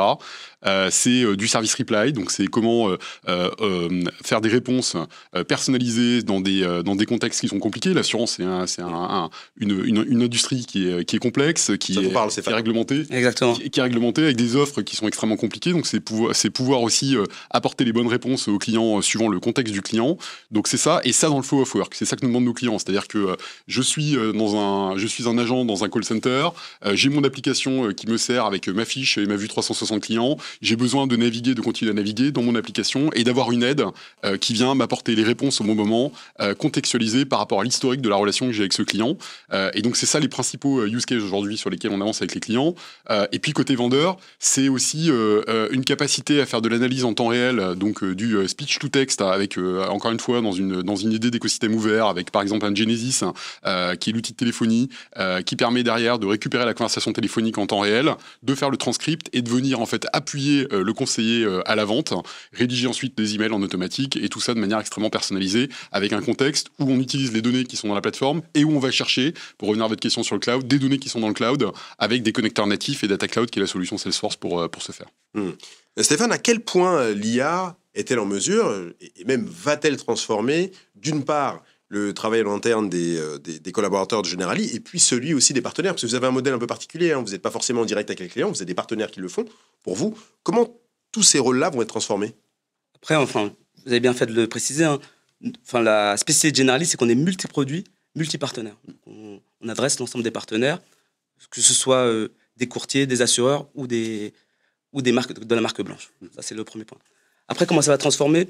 Le premier point, c'est vraiment cette partie de quel délai de traitement vis-à-vis des clients et comment moi, comment le collaborateur sera en mesure demain d'apporter une réponse fiable et argumentée à nos collaborateurs. Le deuxième point, c'est vraiment tout ce qui est autour de l'automatisation. C'est-à-dire que demain, il y a un nombre important de tâches qui va être automatisé, ce qui va réduire considérablement le délai de traitement de nos opérations. Ça, c'est un point important. Et le troisième point, on le voit déjà par rapport à nos collaborateurs, avec le déploiement de Copilot. Typiquement, on voit que les modes d'interaction sont en train de changer. Typiquement, en réunion, il n'y a plus de compte rendu, de moins en moins de compte rendu de réunion. C'est plus nécessaire. Ça ne va plus être nécessaire. Les plans d'action aussi sont en train d'être changés. Donc, on voit que l'IA va fortement impacter nos modes d'interaction vis-à-vis de nous. Et pour nos partenaires, ce qui est important, c'est vraiment cette collecte d'informations qui va nous permettre d'adresser, en tout cas, des solutions très personnalisées vis-à-vis de nos partenaires. Quels sont les freins aujourd'hui, Jérôme, qui existent? On voit que plutôt Generali a une approche prudente, mais qui permet quand même d'avancer. On a eu Matmut tout à l'heure aussi qui prenait vraiment le temps de réfléchir, d'avancer, de poser les bases de ce que va être la politique IA au sein de l'entreprise et puis de ce que va faire l'IA très concrètement dans l'entreprise. Quels sont les freins qui existent encore aujourd'hui? Effectivement, je crois que les maîtres mots, c'est prudence et maîtrise. Et je ne parlerai pas forcément de freins, mais plutôt de limiteurs de vitesse. C'est-à-dire que je crois que tout le monde est convaincu des bénéfices qu'on peut tirer de cette technologie. Donc nous, on n'a pas un client qui nous dit « Ah non, moi, l'IA générative, jamais, ça ne m'intéresse pas, je ne regarde pas ». Donc aujourd'hui, le sujet, c'est plutôt effectivement d'y aller en maîtrise, en contrôle. Et ça passe par plusieurs étapes. J'ai parlé tout à l'heure de trajectoire, il ne faut pas brûler les étapes. Effectivement, le premier enjeu, c'est de comprendre. On ne peut pas maîtriser ce qu'on ne comprend pas. Et donc, comprendre, ça nécessite... nous, on fait beaucoup de sessions d'acculturation pour effectivement ouvrir un petit peu la boîte noire, parce qu'il y a un peu cette vision d'une boîte noire un peu magique. Il n'y a rien de magique dans l'IA, ça aussi, il faut communiquer là-dessus. Et donc, il y a toute cette phase où on communique, on informe et on accompagne nos clients à finalement être plus en confort, en maîtrise, en confiance aussi, c'est un terme extrêmement important, avec cette technologie. Après, bien évidemment, il faut des compétences. Il y a des compétences spécifiques qui sont liées à l'IA générative. Elles sont encore rares sur le marché, donc on nous sollicite beaucoup pour effectivement apporter ces compétences-là, former les collaborateurs de nos clients autour de ces technologies. J'évoquais aussi, c'est tellement récent que les moyens financiers n'ont pas forcément encore été dégagés. Donc aujourd'hui, on peut être aussi dans certains cas de figure contraint par cette capacité à investir. Mais je pense qu'à partir de 2025, les choses vont évoluer. Après, très clairement, il y a aussi un enjeu qui est la donnée. Il n'y a pas de données d'IA sans données. Et c'est vrai qu'aujourd'hui, heureusement, la donnée est au cœur de nos clients depuis un certain nombre d'années. On a parlé de réglementation. Il y a énormément de choses qui ont été faites autour de la donnée. Mais néanmoins, l'IA générative, comme sur beaucoup de sujets d'ailleurs, pousse les curseurs un peu plus loin. Et donc, on s'aperçoit qu'il faut continuer aussi à préparer la donnée, à rendre la donnée disponible. Déjà, l'accès à la donnée, et la question tout à l'heure sur le cloud soulève aussi cette question-là. Il est possible de faire de l'IA générative en dehors du cloud, mais c'est potentiellement plus compliqué, plus complexe. Et puis effectivement, il faut avoir de la donnée et il faut maîtriser sa donnée. Là aussi, c'est pas simplement y accéder, mais s'assurer que la bonne personne accède à la bonne donnée, que la donnée est de qualité. Et donc, ce sont un peu tous ces enjeux qui aujourd'hui sont à l'agenda de nos clients, qui ne sont pas des freins, mais qui doivent juste être traités et avec le bon rythme, pas confondre vitesse et précipitation, comme on dit. Alors, une toute dernière question pour vous, Bruno, vous allez nous quitter dans quelques instants. Quel regard vous portez sur la maturité des entreprises par rapport à cette technologie? Et quand je dis entreprise, je parle bien sûr des banques et des assurances par rapport à l'IA. Alors, je vous le disais, l'année dernière, c'était une année de découverte. Très clairement, autour de l'IA. On a depuis largement progressé, les entreprises avancent vite, la technologie continue à avancer et on amène nos clients progressivement à découvrir l'IA, les barrières, les freins, les points de précaution qu'on doit prendre avec l'IA. On a parlé de beaucoup de confiance, les limites qu'on peut voir aussi par rapport à la donnée, la disponibilité de la donnée, la qualité de la donnée. Vous savez que dans les entreprises, les données sont fragmentées, que souvent il y a des applications qui sont non intégrées entre elles, donc il y a un vrai enjeu effectivement à récupérer cette donnée, avoir de la donnée de qualité pour faire fonctionner l'IA. Donc on travaille là-dessus, on fait beaucoup d'awareness et on a démarré, on a des centaines de use cases aujourd'hui qui sont en MVP et encore une fois des clients qui passent à l'échelle, y compris dans le monde de l'assurance, avec une pleine conscience effectivement des freins, des limites et de la vitesse qu'on doit prendre vis-à-vis de cette technologie et de ces innovations, et à la fois une pleine conscience aussi de ce qu'on va chercher à travers l'IA, même si on continue à découvrir aussi les gains qu'il peut y avoir derrière ces MVP et ce qu'on est en train de faire dans les contact centers et au niveau des agents et sur les campagnes marketing, etc. Je dirais que on a des gains certains aujourd'hui et qu'on voit arriver. On parlait tout à l'heure de productivité dans les call centers. On a également des gains sur la relation client. Et on a des gains aussi plus de requalification, c'est-à-dire qu'on est capable de faire de l'upsell aussi dans des contact centers, là où avant c'était beaucoup plus compliqué, parce qu'on a une capacité à amener en fait de manière contextualisée et en écoutant les conversations les bons produits au bon moment dans une conversation qui partait en fait sur un claim ou quelque chose de cette nature. Donc les clients commencent à être réellement matures et encore une fois on voit des clients maintenant passer à l'échelle, y compris dans le monde de l'assurance, et ça c'est vraiment intéressant. Merci Bruno Katz d'avoir été avec nous ce matin. Une question sur la sécurité, elle est pour vous Jérôme. On sait que dans les différentes entreprises, pas uniquement la banque et l'assurance, mais on sait qu'aujourd'hui la question de la sécurité des données est primordiale. Comment est-ce qu'on organise finalement, comment est-ce que les banques et les assurances doivent organiser la mise sous contrôle de leurs données pour éviter les accidents que je mentionnais un peu plus tôt? C'est la mise sous contrôle des données, mais c'est surtout la mise sous contrôle de l'IA en général. Après, je voudrais quand même souligner, parce que c'est vrai que des fois l'IA générative fait peur, je voudrais quand même souligner que la décision première de mettre en place de l'IA générative dans une solution, elle est humaine. Et ça, je pense que c'est le premier garde-fou. Il faut s'assurer, avant effectivement de décider de déployer l'IA générative, que, c'est la bonne solution, parce que l'IA générative n'a pas remplacé toutes les solutions qui l'ont précédée. Hein, ça, on a toujours tendance, quand une nouvelle technologie arrive, de dire « Ah, c'est la solution miracle à tout ». Et puis ensuite, c'est de se poser tout un tas de questions. Nous, c'est ce qu'on appelle l'IA responsable. C'est de faire en sorte que, typiquement, la première d'entre elles, c'est que l'IA générative ne va pas avoir d'impact humain non souhaité, non souhaitable. Donc, c'est aussi bien des impacts sociaux, voire sociétaux, mais c'est aussi des impacts en termes de biais et de s'assurer qu'effectivement, l'IA générative va apporter les bonnes solutions et non pas des solutions erronées. Il y a une réglementation, l'EU AI Act, qui est sortie. Et ce n'est pas le cas de toutes les réglementations, mais je crois qu'elle a été plutôt bien accueillie par le secteur, parce qu'elle pose un cadre. Et cette technologie a besoin d'un cadre. Donc, qui est attendu, un cadre qui est attendu. Qui est attendu, donc la réglementation en pose un, et les entreprises doivent en poser un aussi en leur sein. Ce qui est bien, c'est que les solutions existent. Vous avez parlé de data. Toutes les solutions pour maîtriser la donnée préexistaient par rapport à l'IA générative. Donc, il faut continuer à les mettre en œuvre. C'est de la classification de la donnée, par exemple. C'est de connaître la donnée. C'est de gérer des métadonnées pour effectivement avoir cette connaissance nécessaire et l'utilisation à bon escient de la donnée. Mais après, il y a des sujets qui sont plus spécifiques à l'IA générative. Et là encore, les solutions existent. C'est ça qui est bien, hein, c'est que la technologie avance vite, mais elle avance vite aussi en termes de solutions pour accompagner sa mise en œuvre.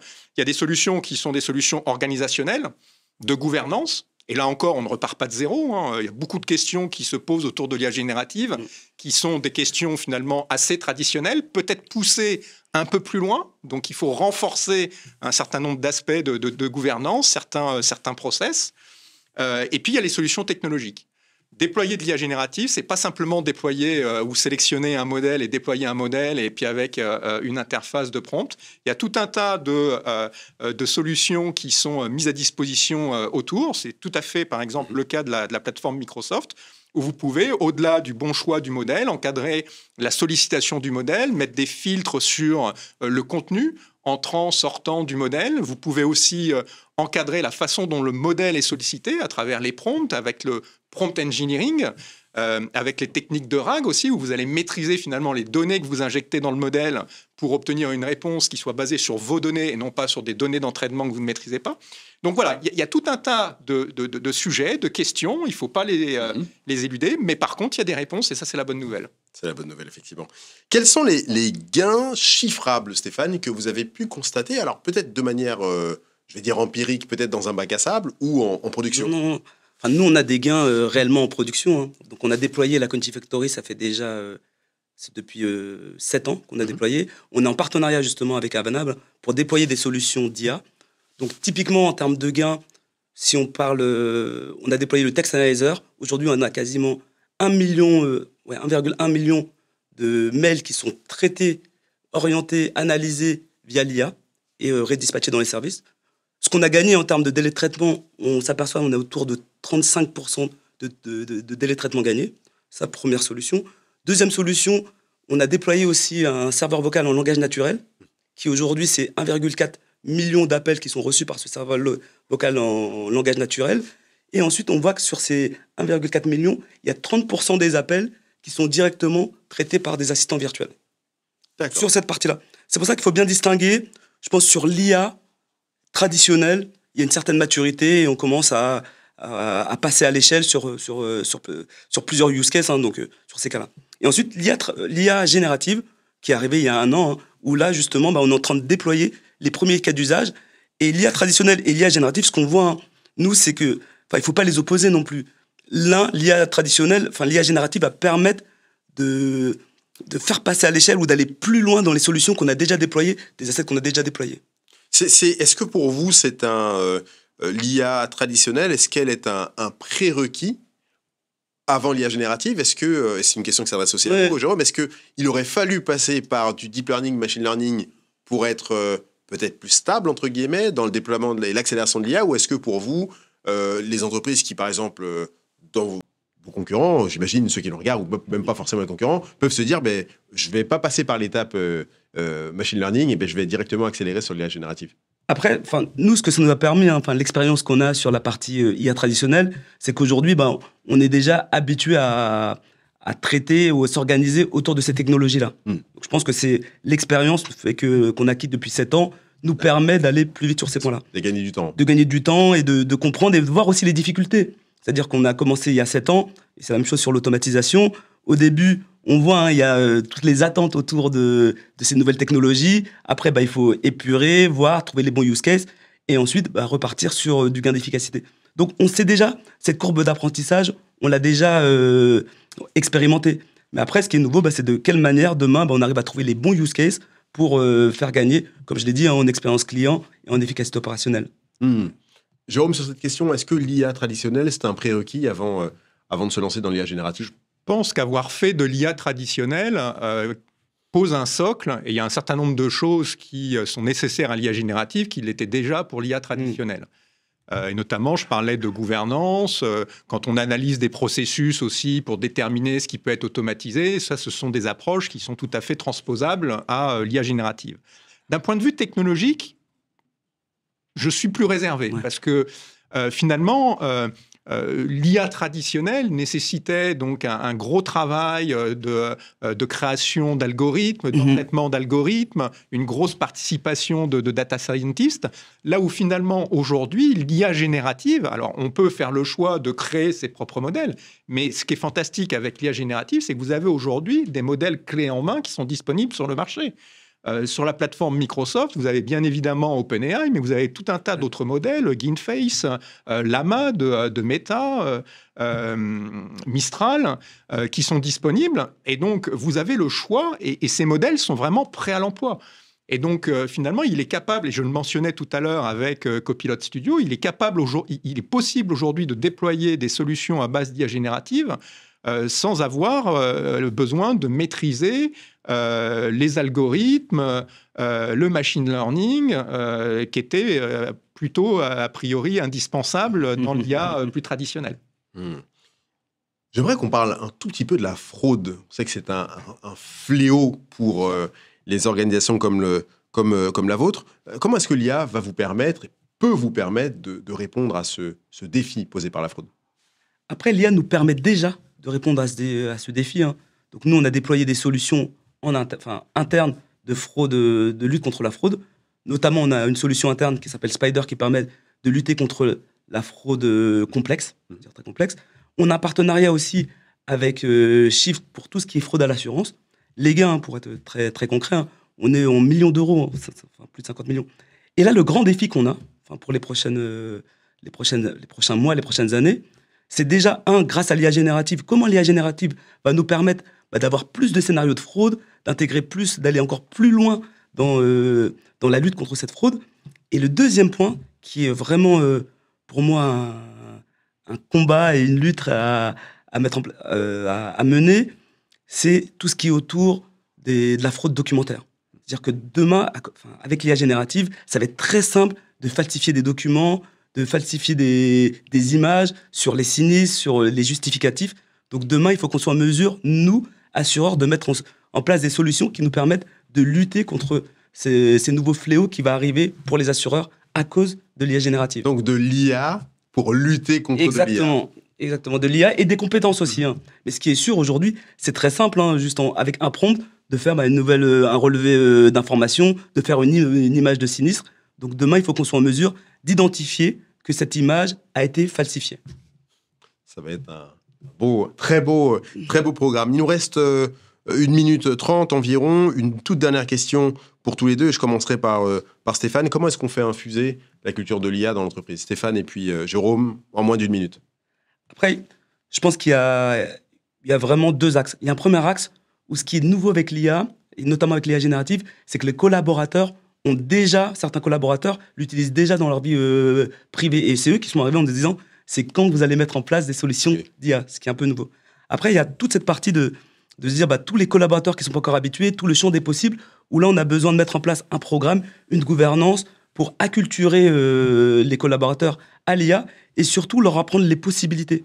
Nous, c'est un axe très fort côté Generali, toute cette partie d'acculturation de chaque collaborateur. On ne veut pas qu'il y ait une différence demain entre le collaborateur qui sait utiliser l'IA et le collaborateur qui ne sait pas utiliser l'IA. Il faut qu'on arrive à faire monter en compétence tout le monde sur ces technologies-là et identifier. Et pareil, l'autre point, c'est que chez nous, c'est le collaborateur qui identifie aussi les actions d'amélioration. Donc il faut aussi que les collaborateurs soient en mesure de nous remonter en disant, là, je peux améliorer mon expérience collaborateur en utilisant l'IA sur ce processus-là. Jérôme, très rapidement sur cette question. Pour la raison que vient d'évoquer Stéphane, c'est absolument crucial, effectivement, de diffuser finalement l'IA générative au sein de l'entreprise, parce que finalement, tout un chacun va avoir un rôle à jouer, soit dans l'utilisation, soit dans l'adoption, soit dans l'identification de cas d'usage. Donc après, cette diffusion, c'est bien, elle se fait sur un terreau, j'ai envie de dire, fertile, parce que bien souvent, les collaborateurs sont en demande. Donc après, on a des moyens très traditionnels de communication, de formation. On dispense, nous, un certain nombre de formations, notamment au prompt engineering, par exemple. Il y a des séminaires qui commencent à se monter. Les acteurs les plus avancés commencent à faire des séminaires avec un agenda très orienté IA générative, faire des démonstrations aussi. La meilleure façon, finalement, d'acculturer autour de cette technologie, c'est de la démontrer, de la montrer. Et puis, je dirais, ce qu'on voit de plus en plus aussi, c'est Copilot, notamment Copilot pour M365. C'est un formidable outil, finalement, qui est un outil SaaS, qui est donc facilement déployable, avec une certaine maîtrise, on en parlait, justement des risques associés. Et ça, finalement, c'est un moyen simple de mettre l'IA générative entre les mains des collaborateurs. Et donc, ça leur permet finalement de se confronter à cette IA générative, à cette technologie. Et ça, je crois que ça a des vertus d'apprentissage, au-delà des gains qu'on peut faire en termes de productivité grâce à ces outils. Le simple fait, je crois, de les utiliser, et c'est pas toujours facile. Moi-même, je m'y mets, et des fois, on se rend compte que exactement. On n'utilise pas forcément peut-être l'outil comme il faudrait, avec le bon prompt. Et donc, je crois que ça a une vertu extrêmement importante d'apprentissage et qui est, à mon sens, capitale. Merci beaucoup, ce sera le mot de la fin. Merci beaucoup. Stéphane, merci à tous les deux. Merci à tous nos invités, merci à l'équipe technique. C'est la fin de cette émission, vous l'avez compris. Je vous donne rendez-vous le 18 septembre prochain pour parler cloud. On va parler cloud hybride, on va parler multi-cloud, on va parler monocloud, on va parler edge computing aussi. On va parler de cloud, tous ces clouds, et on va discuter sur la manière de les mettre vraiment en relation, en harmonie, j'ai presque envie de dire, avec le business. Et pour ça, je vous donne rendez-vous le 18 septembre prochain. D'ici là, je vous souhaite d'excellentes vacances. Profitez bien avec vos proches de ce très bel été. Rendez-vous à la rentrée. À bientôt.